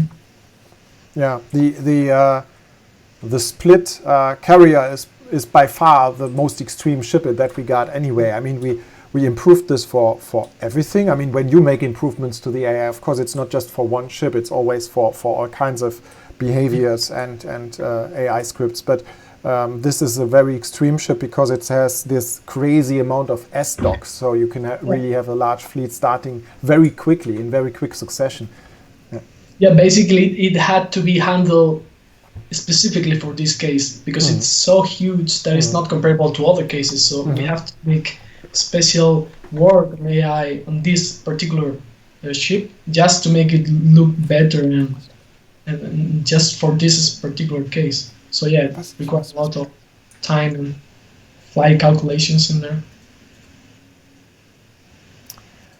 There's a couple of questions here. Would it be possible to give the order to the ships if you want them to maintain a close attack or on an attack from a distance?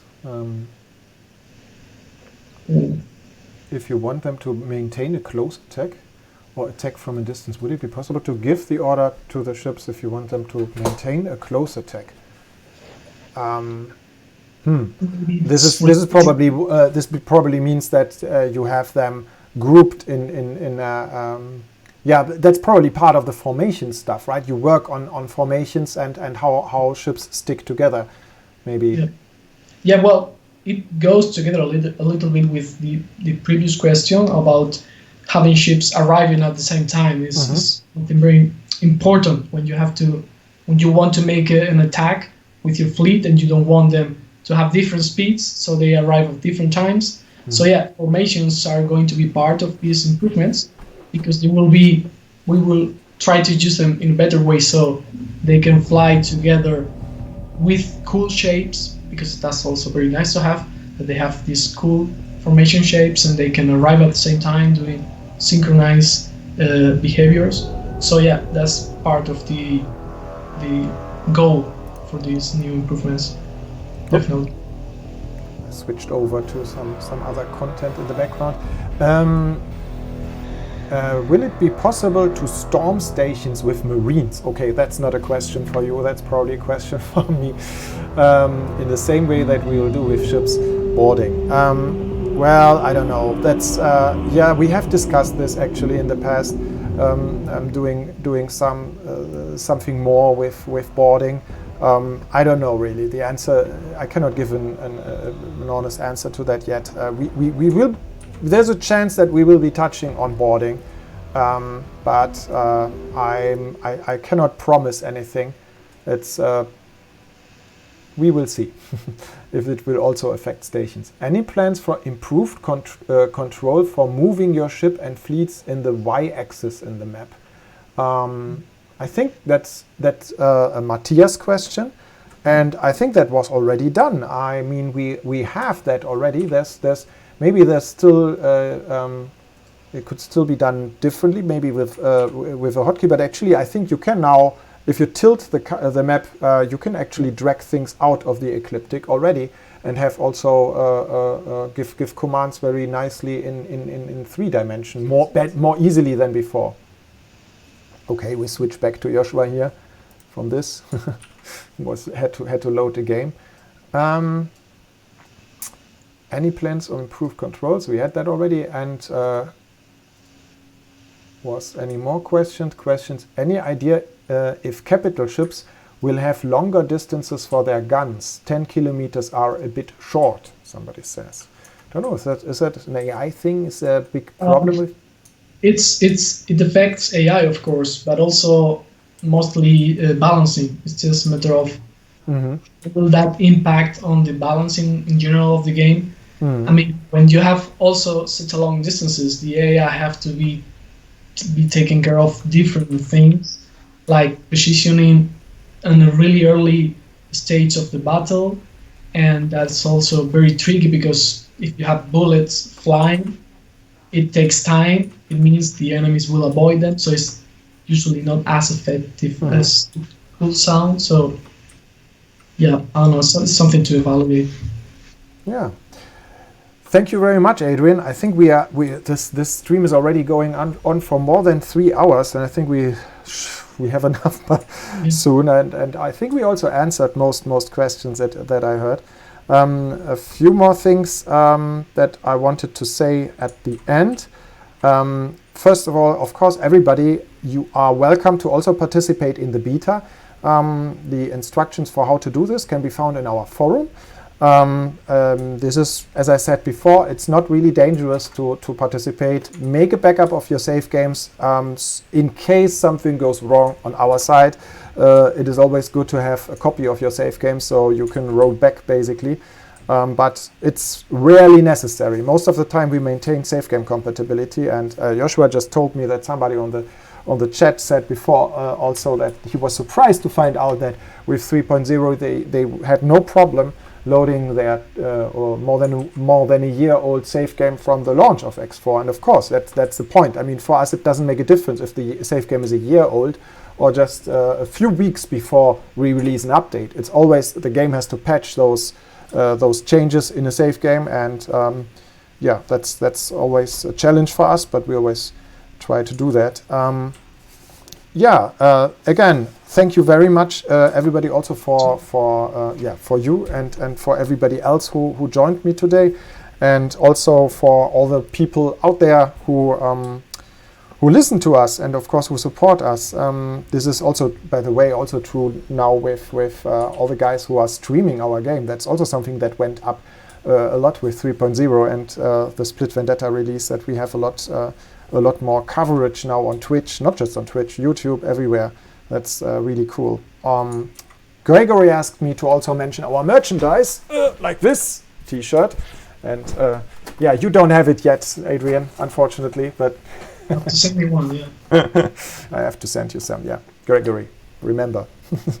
But you can get that in our Egosoft shop, and you can have a look there. Like and subscribe us on YouTube if you saw us on YouTube. Follow us on Twitch. Follow us everywhere. Of course, always feel free to go into our forum, which you will now even need more for features like the sharing of the build plans that we saw before. And thank you, everybody. Yeah.